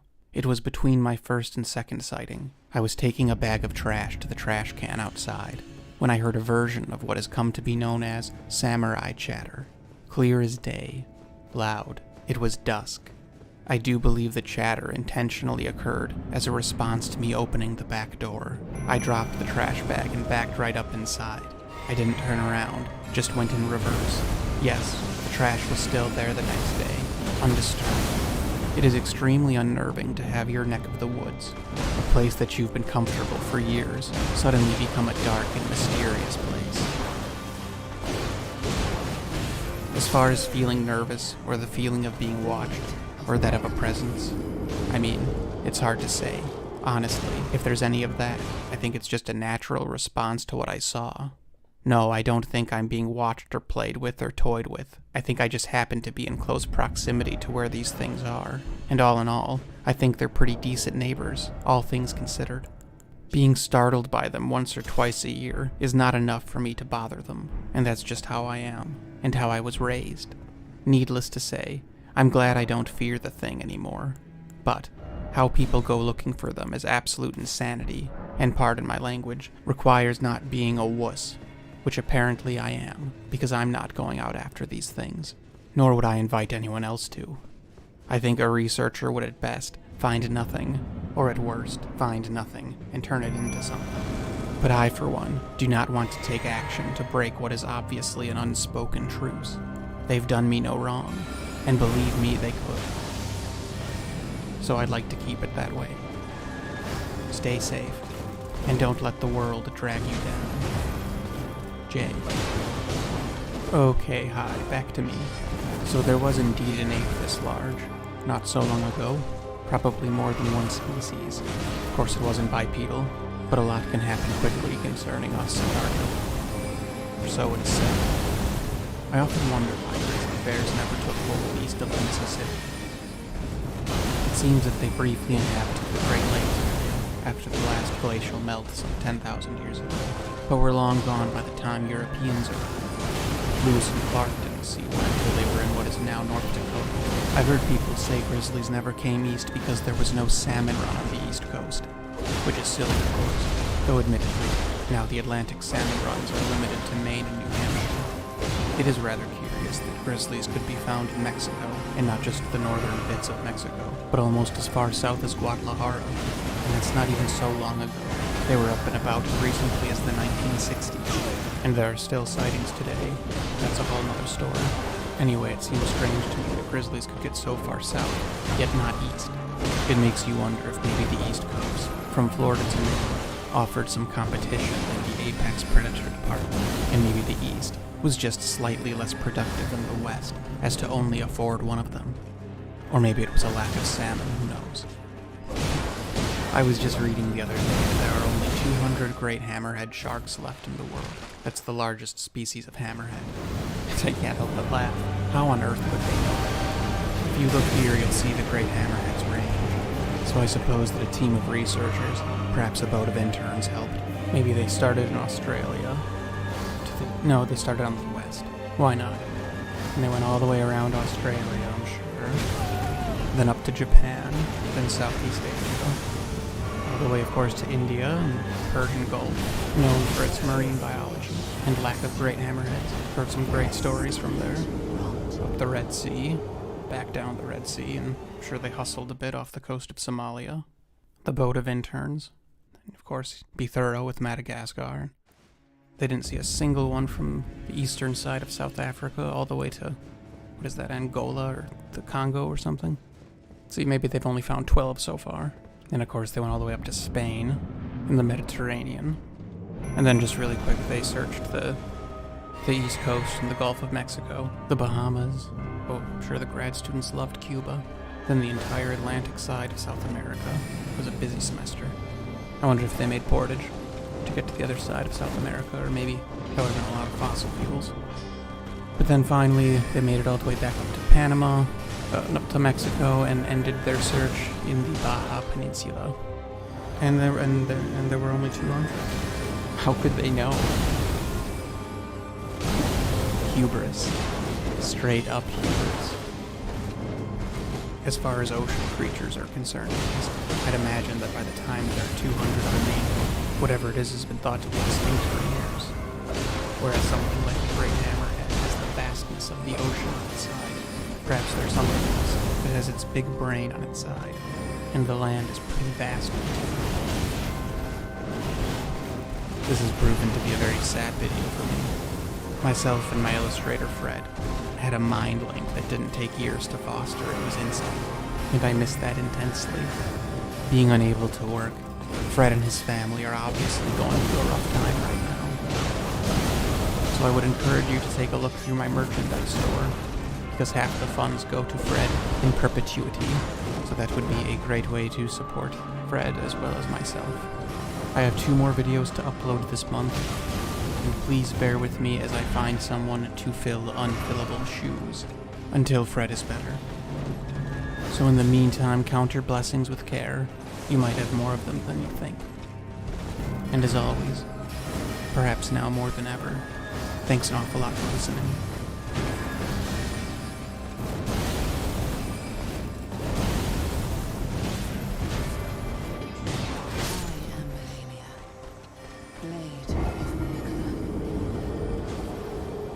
Hi, I'm Bob Kinlan, and welcome to the second fan-illustrated episode.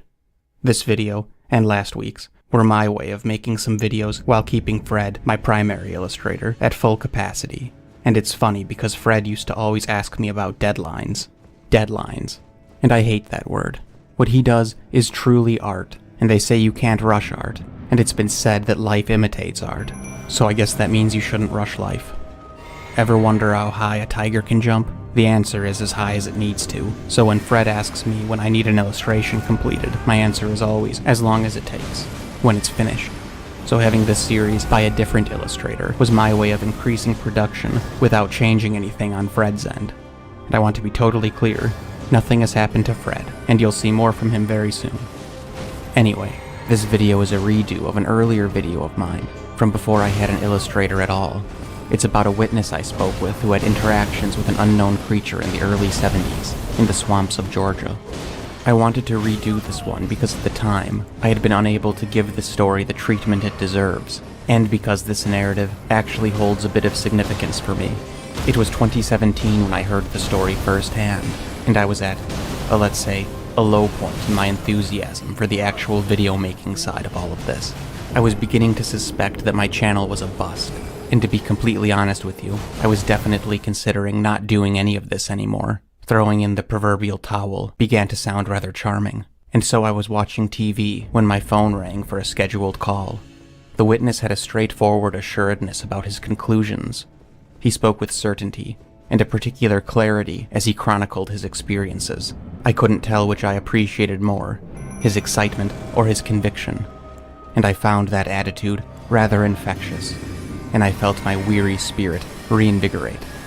The events, and singular sighting, have led him to believe that a cryptic creature inhabits the Georgian swamps, and I'm inclined to agree with him. The encounters took place between 1972 and 1975, almost 50 years ago, when I was in my early 20s, he said, which is something I can't imagine ever saying. I believe he was 22 in 1972, if I did my math correctly. He is now retired on the East Coast, and he is in good health. As I said, the events occurred in Georgia, south of Williamsburg, where he spent the beginning of his life. The location is wedged between Stephen C. Foster State Park to the north, and to the south lies the John M. Bethea State Forest, which runs all the way into Florida. And then, of course, to the east is the infamous Okefenokee, North America's largest blackwater swamp. Okefenokee alone is almost 500,000 acres. This immense region is largely impenetrable to all but the most prepared of humans. I know a lot of people seem to think it's fun to pretend that humans have easy access to the entire surface of the earth, but that isn't the case with swamps. And mountains, for that matter, which is curious. The witness has fished, backpacked, and hunted all of his life, and this was particularly the case when he was in his 20s. And in over 50 years of entering the wild places of the world, he has only had 4 inexplicable experiences, and they all took place over a 3-year period in a localized area, the passive waters and byways of the Suwannee River.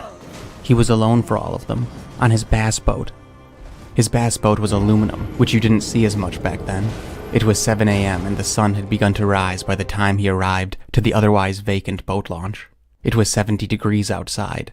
Hotter than usual for early April, he said, and already reptiles prowled the water, leaving sharp angles in their wake. The stream narrowed swiftly. Moving to shore in either direction would have resulted in a trolling motor nightmare, but he liked to be, quote, in the thick of it.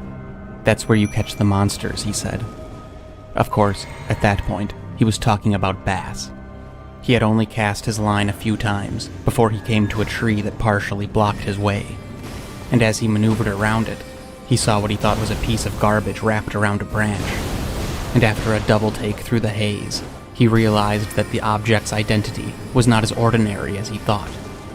On a branch the width of his thumb were 3, quote, cottonmouths, what I generally call water moccasin. Each one was, quote, tied in a simple overhand knot, tied in identical fashion, right beside each other on the same branch. The heads were facing the water and opposite shore, and the tails were facing the shore from which the tree fell.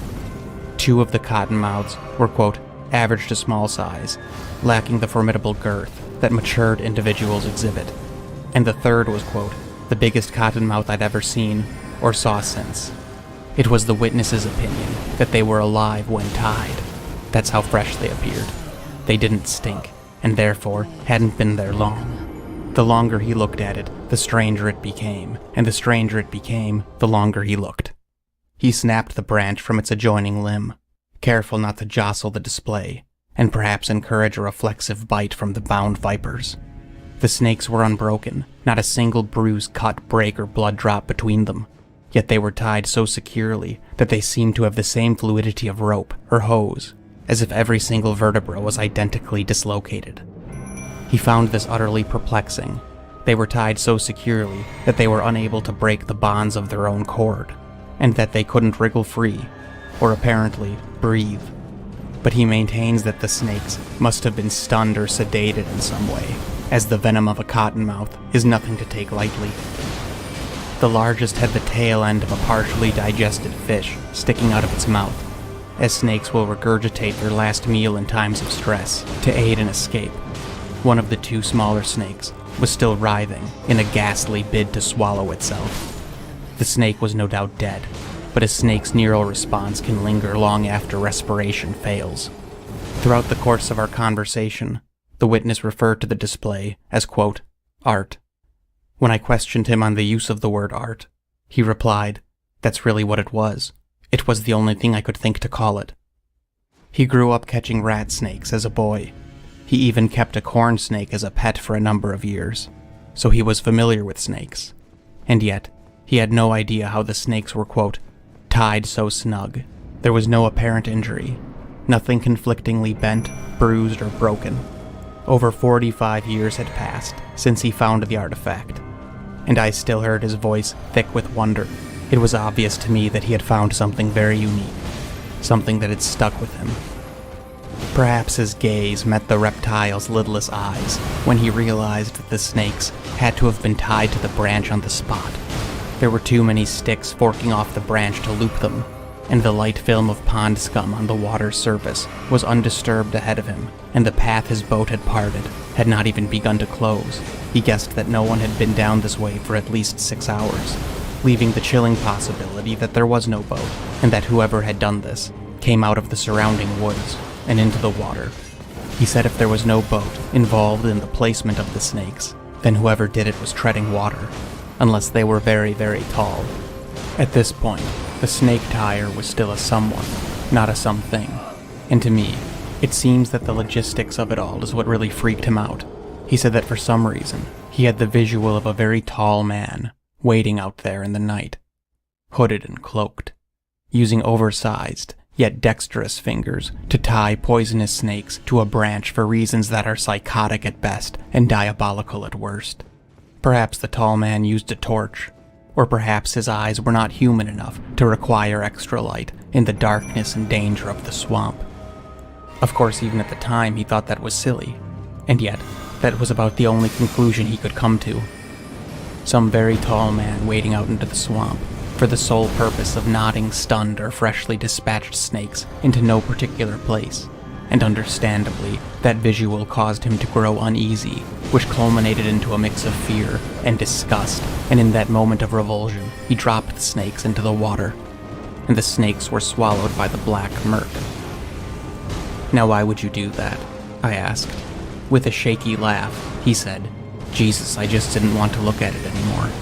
I asked if he regretted dumping the snakes.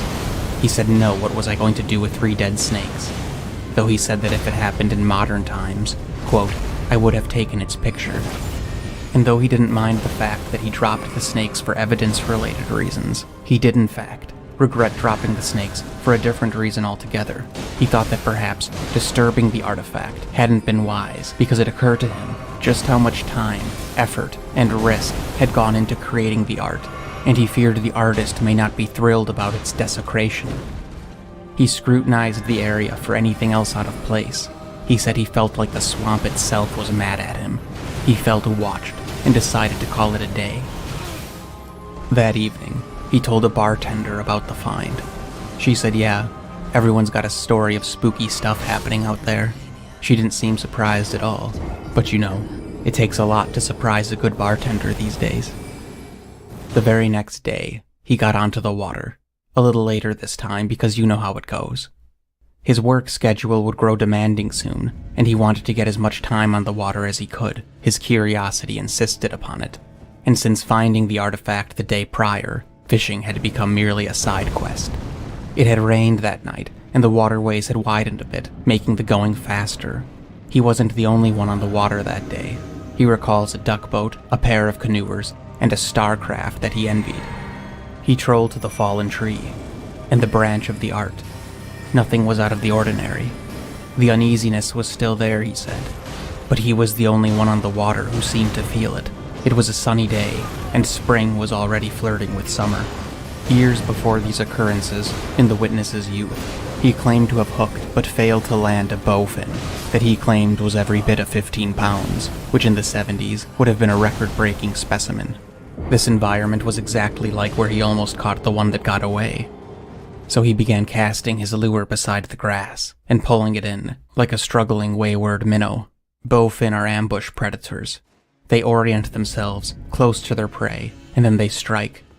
He liked bowfin because of their explosive hits and rod-bending staying power. They don't let go, and they don't give up, he said. He had no luck with bowfin, but lots of attention from bass, who were more interested in escorting the lure rather than biting it. Insects chirped, frogs croaked. There was no wind to stir the grass. The water was still, but then the stillness broke. The witness didn't see it go up, but he saw it come down. A rock hit the water behind his boat. The impact was so close that it misted his face, and drops broke on the brim of his hat like rain. He went still, no trolling motor, listening and waiting, but it was again completely placid, as if the water tension hadn't been broken at all, just bugs and frogs. He saw the stone come straight down, as opposed to from the sides. He described it in size and shape to a gallon of milk.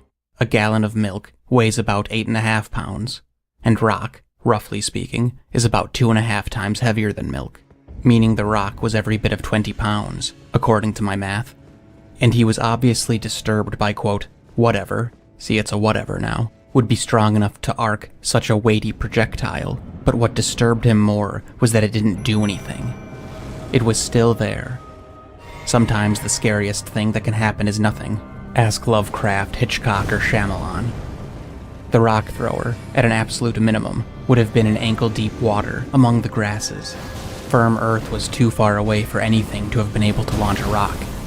And even if it could have launched the stone from dry earth, he doubted it would have been able to do so with any accuracy. He said that as the boat stopped rocking, it was quiet enough to perceive a noise as subtle as a frog rising for a breath.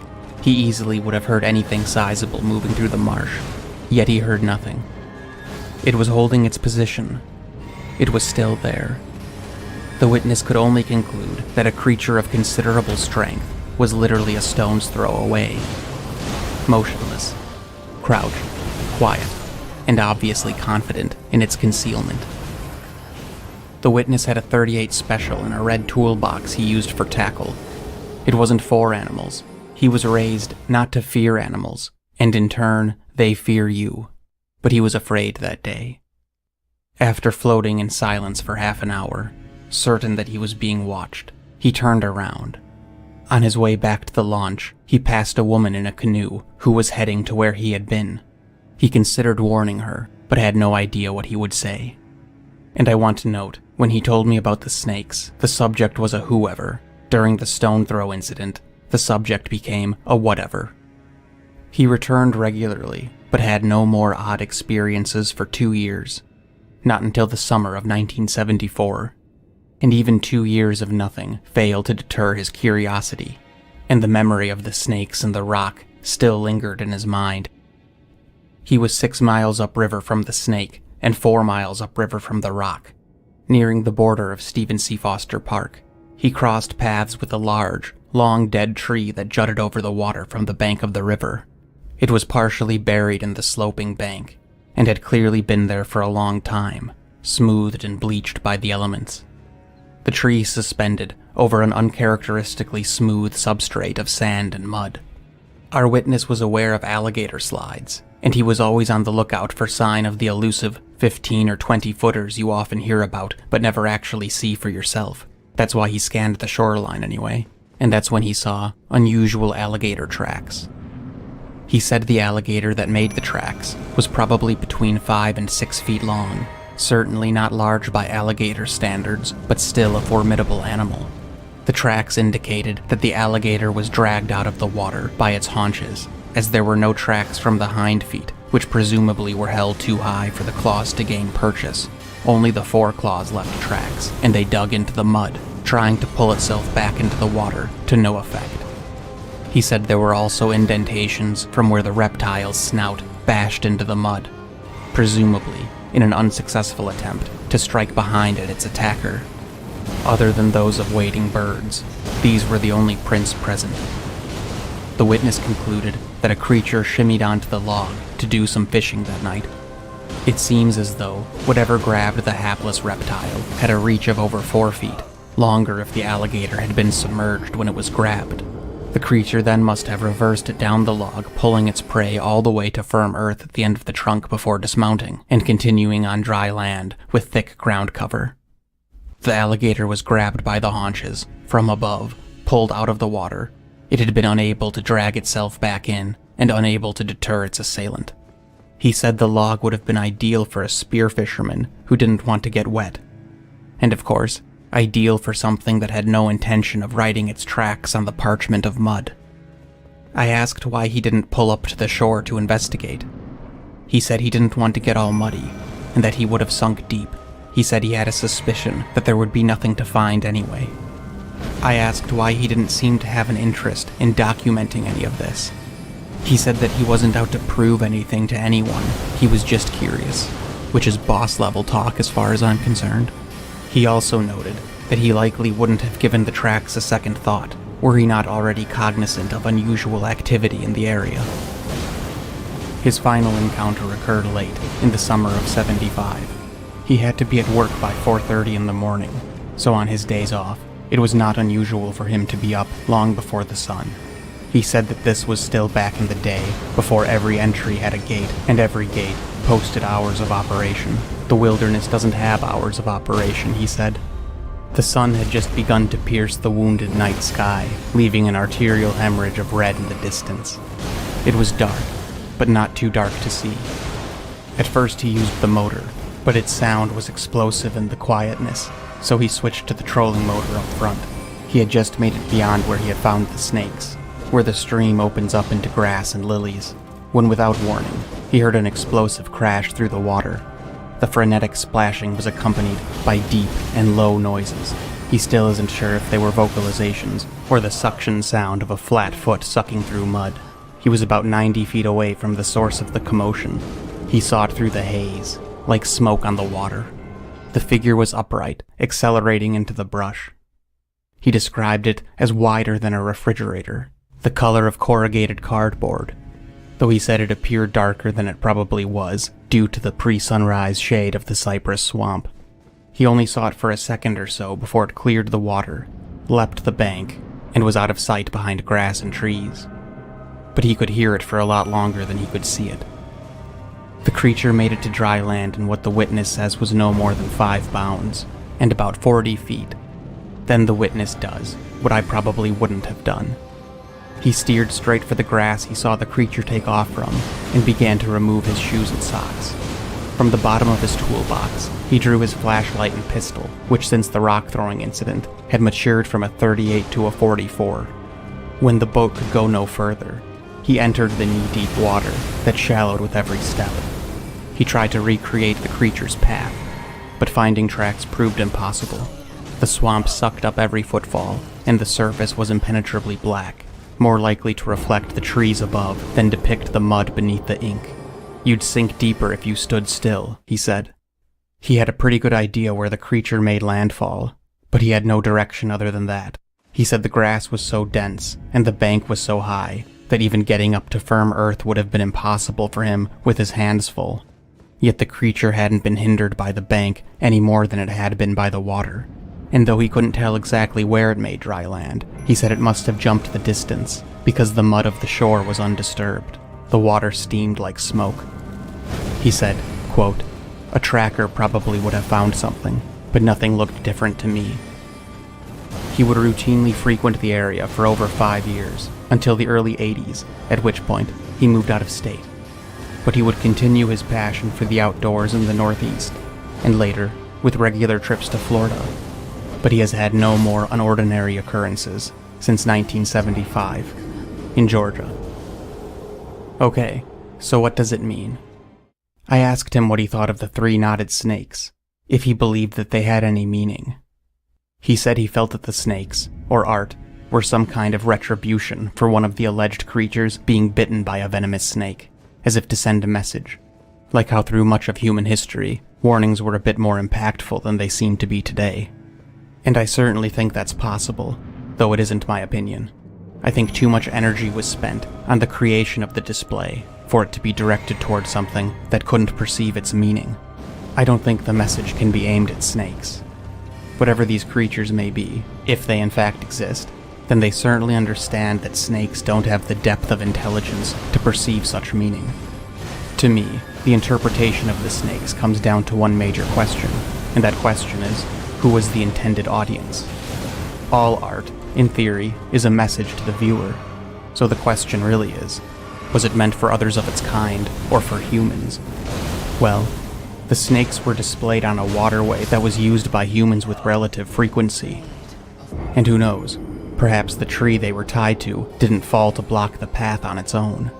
So what is the message to a human observer?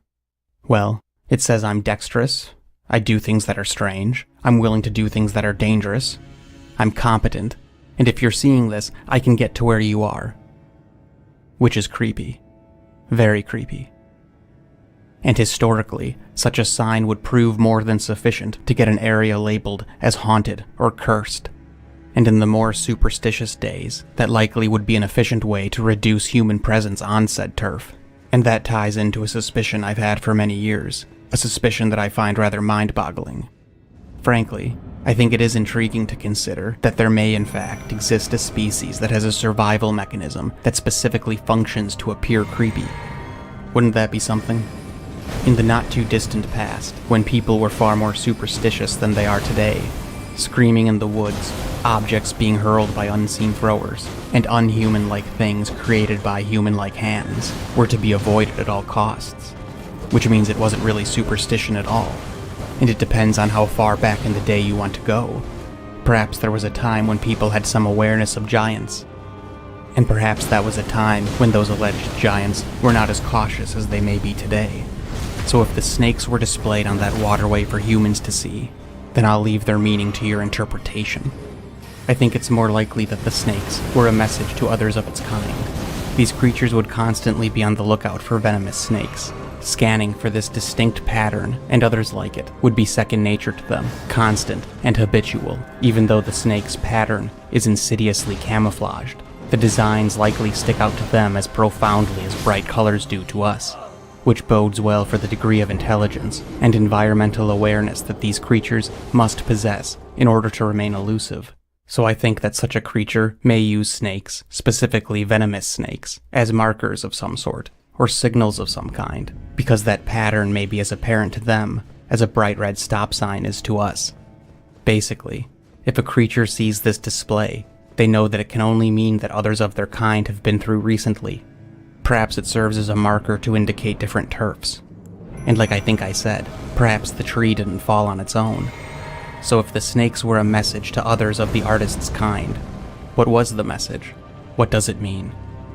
Obviously, I can only speculate as to what this may mean to an alleged intelligent cryptid, but I do think some reasonable assumptions can be made about this unreasonable situation. I think the display can safely be interpreted as saying, "Look what I can do.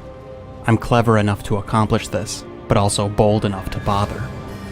And then if you want to get even more specific, I guess it indicates that the art creator has spare time and resources on its hands.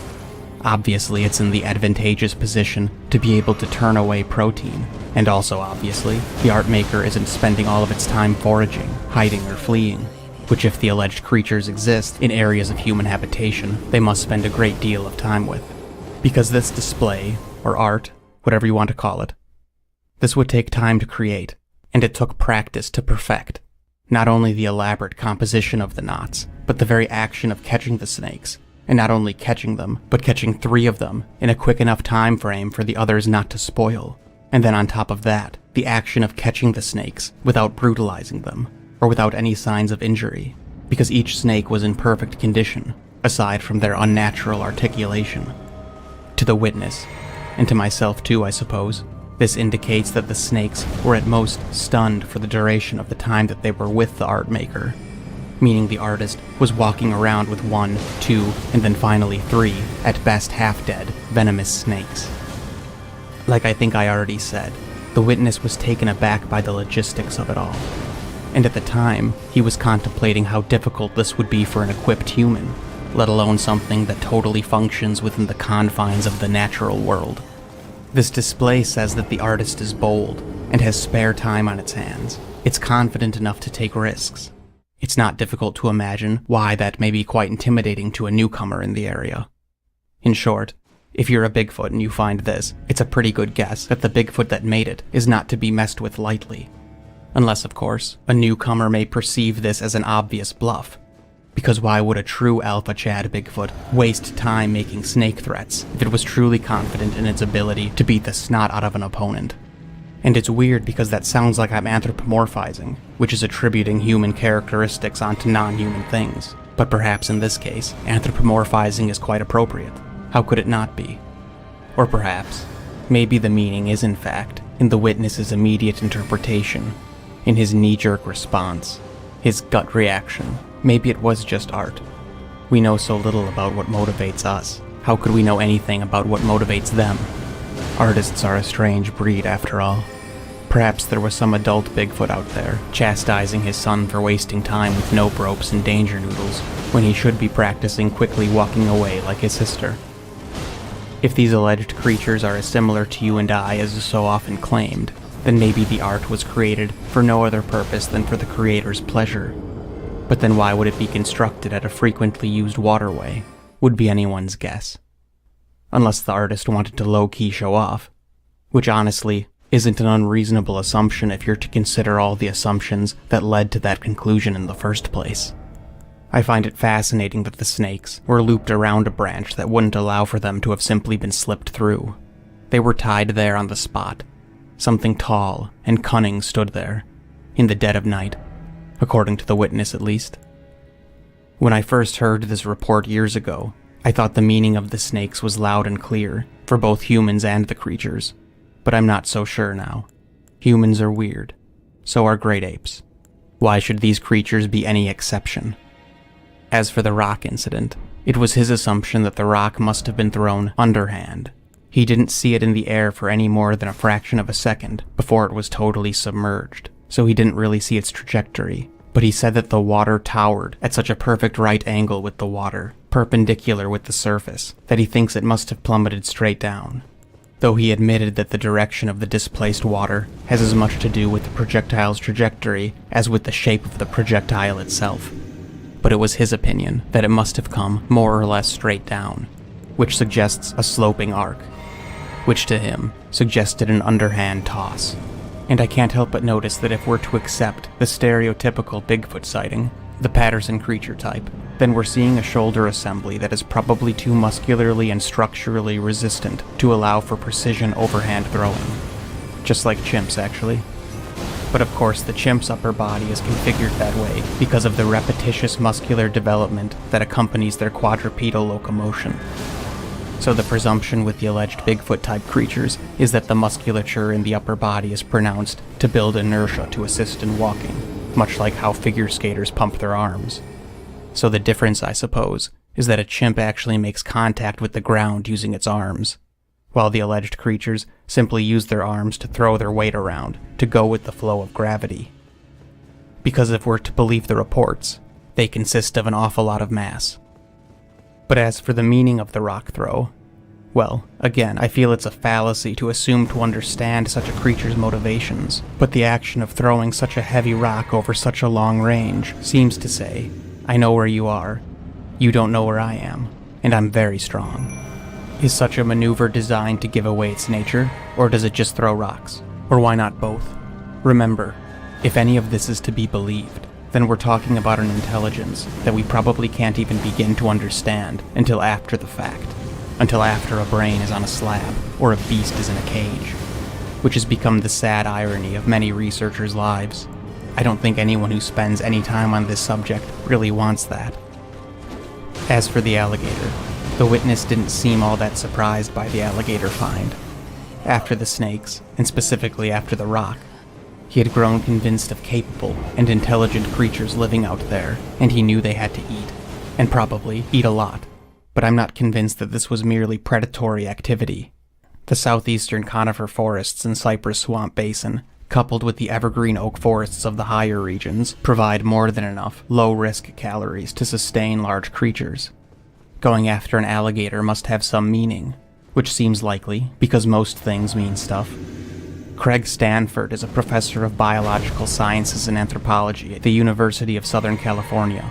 He asserts that meat is used by chimpanzee with, quote, intentional nepotism and strategy to strengthen social bonds with some individuals and, just as importantly, damage bonds among others. Meat holds great significance in non-human primates as well as human primates, so a cryptid of this description must be no exception. Catching this was not merely predatory. It meant something, just like the snakes. Though the witness insists that alligators are surprisingly harmless if you know what you're doing, and I agree in theory but not necessarily in practice. But I should mention, he found the snake ordeal far more impressive than the alligator find. As for the sighting, his final encounter, he knows what he saw. He only saw it for a moment, as it exploded through the gloom and haze, but he saw enough to know. What else could it be, he said. It was massive, upright, moved in bounds, and covered a space in a second that took him over a minute to tiptoe through. I asked if he often saw other wildlife. He said that he had seen bear multiple times, that he often saw deer, otter, raccoon, beaver, hogs, and of course reptiles. He honestly enough said that in some 25 years of living there, he'd never witnessed a wild panther, even though many claim to have. I too have never seen a mountain lion in the wild. I asked if we can rule out a hoax. He thought this was funny. He said, "Hoax what? If it was a hoax, they sure didn't want anyone to see it." I asked the witness if he had asked other people in the area about strange encounters. He said he did, but they were mostly, quote, ghost stories, which again is curious considering how many of these occurrences may be interpreted. I would guess that such a creature would have innumerable ways of interacting with humans, and almost none of those ways would include showing themselves. And I would guess that the lion's share of interactions give no indication that such a creature is responsible for them in the first place. I asked if he regretted leaving the area, essentially abandoning a treasure trove of informational and perhaps literal wealth. He said no. He has a wife, and children who now have children themselves, complete with dogs and white picket fences all around, and he doesn't believe that would have been possible if he dedicated his life to monster hunting in a swamp. He said this is kind of an all-or-nothing affair. And I know what he means. In redoing this video, I had to watch it, which was cathartic. I think. Yeah, cathartic. I made the first video just a month short of 3 years ago, at the moment I'm working on this. And I'm not much of a look-backer. I don't like to watch my old stuff. I tend to have a proclivity towards retrospective contemplation, but honestly I try to fight it because it never does me any good. No one ever finds what they're looking for back there anyway. I just mean to say that it's hard for me to look at my videos without getting the chronological heebie-jeebies that so often accompany the passage of time. Plus, you might be the same way, but I can't stand the sound of my own voice. A viewer can watch all my videos in a couple days, but to me it's 5 years of progression. And I know it's progression to many of you too who have been with me for a while. Because not only has my ability to actually create the video itself changed, but my thoughts on things have also progressed.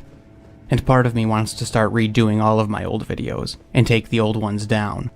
But I think representing the progression of time is useful in itself, for many reasons. I know I only spoke with the witness on the phone, and exchanged some emails, but I really don't think he was lying to me. I think he is quite intelligent, and he struck me as secure, with a confidence that I can only hope comes with age. I think he is a keen observer, and I think he relayed a series of incidents from the 1970s that have challenged his perceptions for about 50 years. I can't even imagine that. I'm gobsmacked by 5 years, and this man has remained resolute in his conviction for 50, which is amazing to me. Anyway, and as always, thanks an awful lot for listening. Hi, I'm Bob Gimel. I rarely start a video with channel news, but I suppose I have some today. My illustrator, Fred Dunn, is currently working on a massive undertaking, and it is one of the most requested videos, and it's a beastly undertaking, and I'm super excited about it, but I'm hesitant to even bring it up because it'll still be a few months before this gigantic project is completed. But I mention it because you may have noticed that there was no video last month. And I just want to make it abundantly clear that just because I haven't uploaded anything does not mean that I haven't been hard at work. A lot more goes into these than it may seem. And trust me, the breaks bum me out too. I too have channels that I eagerly await, so I really do appreciate the enthusiasm. But please know that from the very beginning of this channel, there has not been a single day where I haven't worked on it in some way. Even the day I got my wisdom teeth ripped out of my mouth. So from now until that project is done, I'm going to make do with what I already have on the table, because Fred is most occupied. This video is kind of meh, but I'm working on 2 longer ones, in addition to the big project, and those videos are pretty neat, and I'll be uploading them in the coming weeks. Anyway, Christmas before the plague, I visited the zoo, and I took pictures of hominids. I think they were at least 30 feet away, and these were 60 feet away. It's funny, people on my channel squabble over imperial versus metric, and I'm here using school buses. That's my preferred metric. So, 25 feet, or 7.5 meters. Anyway, some were 1 school bus away, and some were 2. And I just couldn't get compelling photographic proof of the darn things. Now these sentient primates are accustomed to being ogled at by walk-by gawkers. They were making no attempt to conceal themselves. and the pictures were taken with an iPhone X, not mine.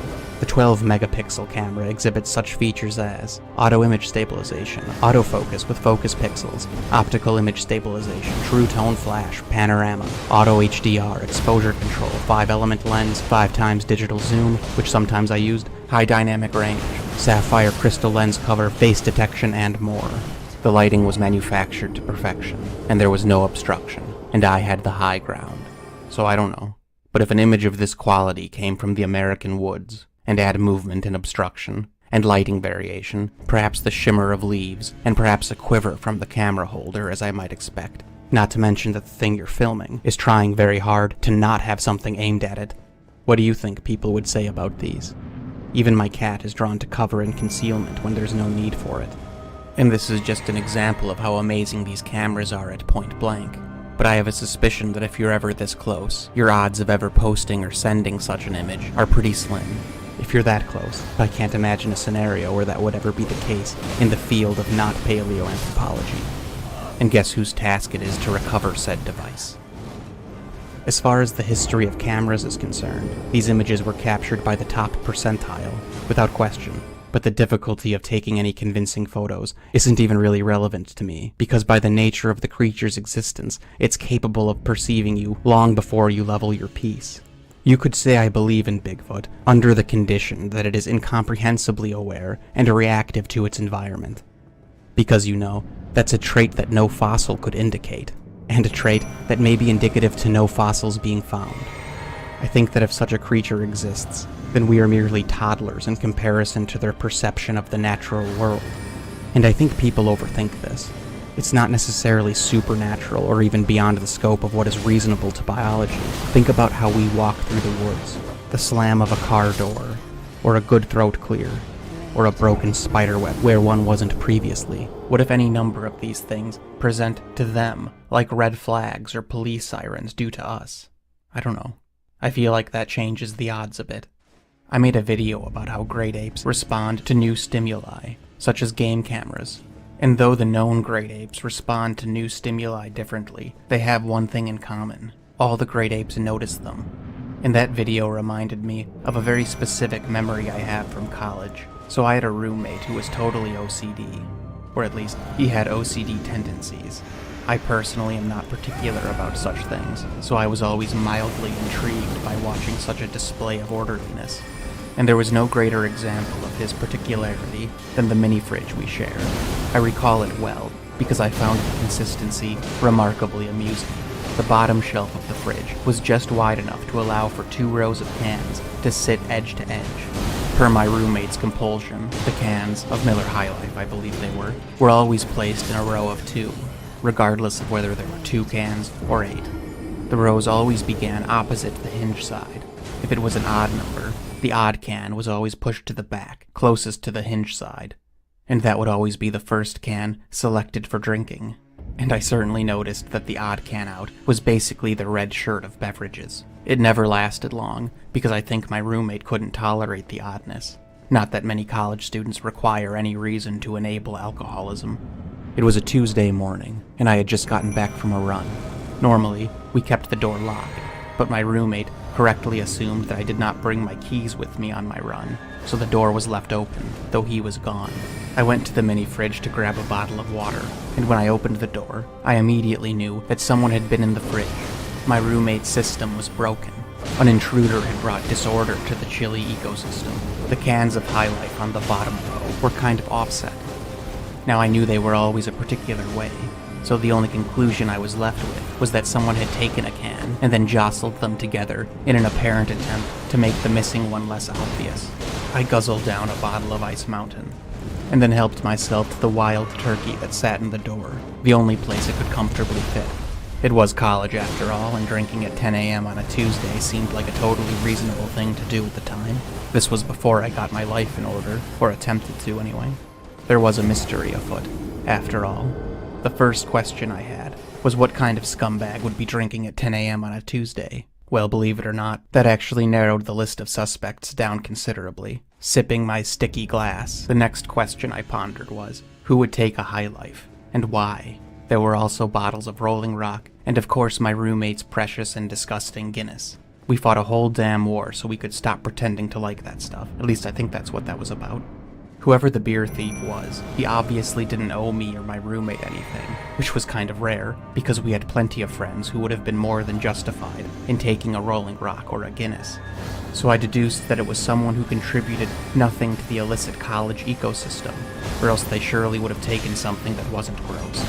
I ruled out that the beer thief took a highlight to be considerate, because if that was the case, he wouldn't have covered his tracks.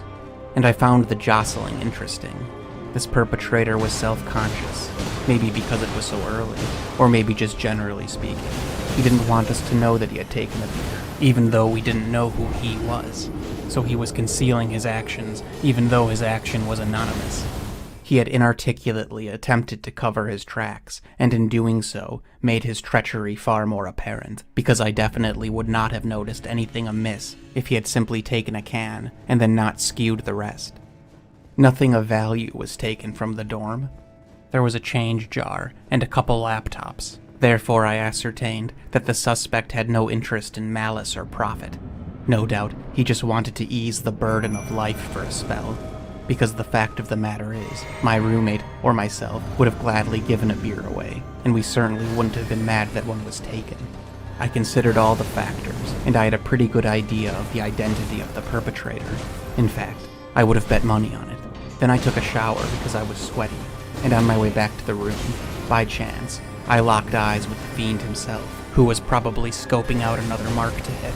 At first, I could tell he was just going to greet me, but then he saw my face, and then no doubt, he recalled that I'm borderline psychotic, and before I even said a word, he ran away shouting, "It wasn't me, it wasn't me."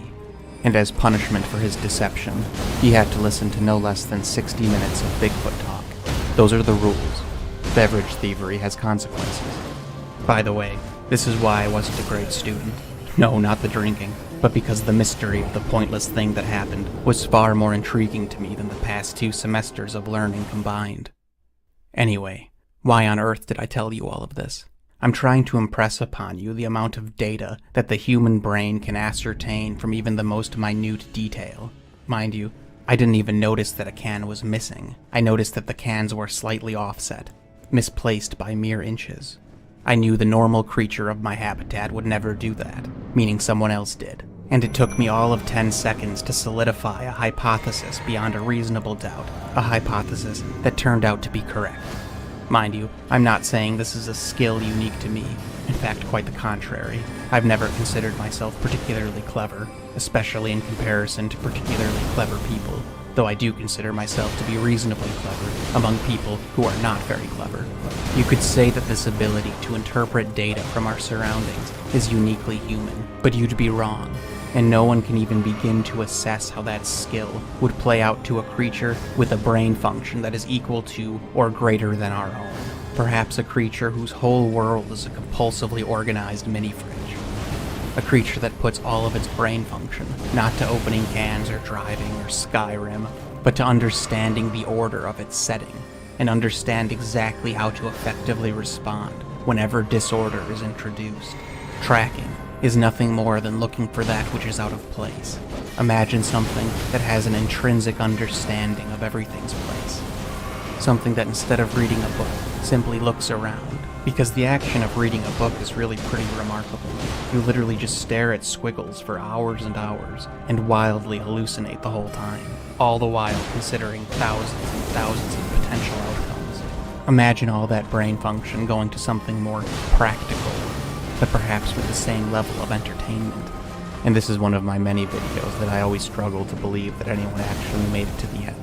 But I really wanted to come up with a way to illustrate just how good we are at not only noticing minute details, but then extrapolating that information into a pretty solid hypothesis. We do it all the time. You could even call it second nature. We usually don't even think about it. Maybe the TV wasn't on the channel you left it on, or the pillow on the couch was moved, or that paperclip you've been saving is gone. We don't really notice these tiny little details in the woods. Imagine something that does. Then imagine, if you will, that the brain function behind the forest-bound observer just may be on par with our own. I know that sounds like a stretch, but what if it isn't? Like I said in the beginning, Because my illustrator Fred Dunn is muy ocupado with a monstrous storyboard, I have to make do with what I already have on the table. And this video was a concept that I had made up a while ago, but then decided not to use because it turned out kind of weird and more protracted than I intended it to be. And that's a challenge with any creative output. Sometimes the final product is hard to visualize until it's actually completed. But like I said, I'm working on a huge project, and I don't want to leave you all hanging in the interim. But the key takeaways are, if an image of this caliber came out of a North American forest, people would say it's just a dark spot. Why didn't he zoom in? Okay, so then let's zoom in. Then someone would say, of course it's fuzzy. Maybe big feet are actually fuzzy. LOL. Or look at this. Someone would say, well, this is obviously a puppet. Except it isn't. And I also think it's worth mentioning that the smooth, featureless, and non-reflective background helped these images tremendously. Add blades of grass, leaves, shadows, and shade, or snow, and they'd be near indecipherable. And of course, all of those elements absolutely pale in comparison to the overwhelming factor that you're talking about a creature that is obviously very good at not being sighted, much less filmed. Because seriously, look at this image, at maybe 50 feet, with limited obstruction and a smooth background. An image like this is theoretically as ideal as anyone could hope for in terms of taking a picture of a Bigfoot in the field. And if this was a Bigfoot, it would prove absolutely nothing. I mean, just look how the infant moves here. That just seems so squatchy to me. Pardon my French. And I just can't impress upon you enough how close I was, between 20 and 60 feet, with stationary subjects, in an environment that's literally engineered for clarity, and it's just not very impressive at all. If I took an image like this from an African jungle, it would be considered reasonable that I snapped a picture of a gorilla. But because Bigfoot is not proven to exist, the same caliber of image would be dismissed, which is only reasonable since the burden of proof is on the advocate, but it certainly doesn't help with being taken seriously. So when skeptics say, everyone has cell phones, everyone has cameras, I mean, I'm not very impressed. If I had a photo of what I believe to be a Bigfoot of this clarity, I'd be pretty hesitant to show it off. Well, I should clarify, I wouldn't be hesitant because I'm a crazy Bigfoot person, but if I was a normal person, I wouldn't expect anyone to give it a second thought, even if what I had captured on camera had been clear and definitive to my own two eyes.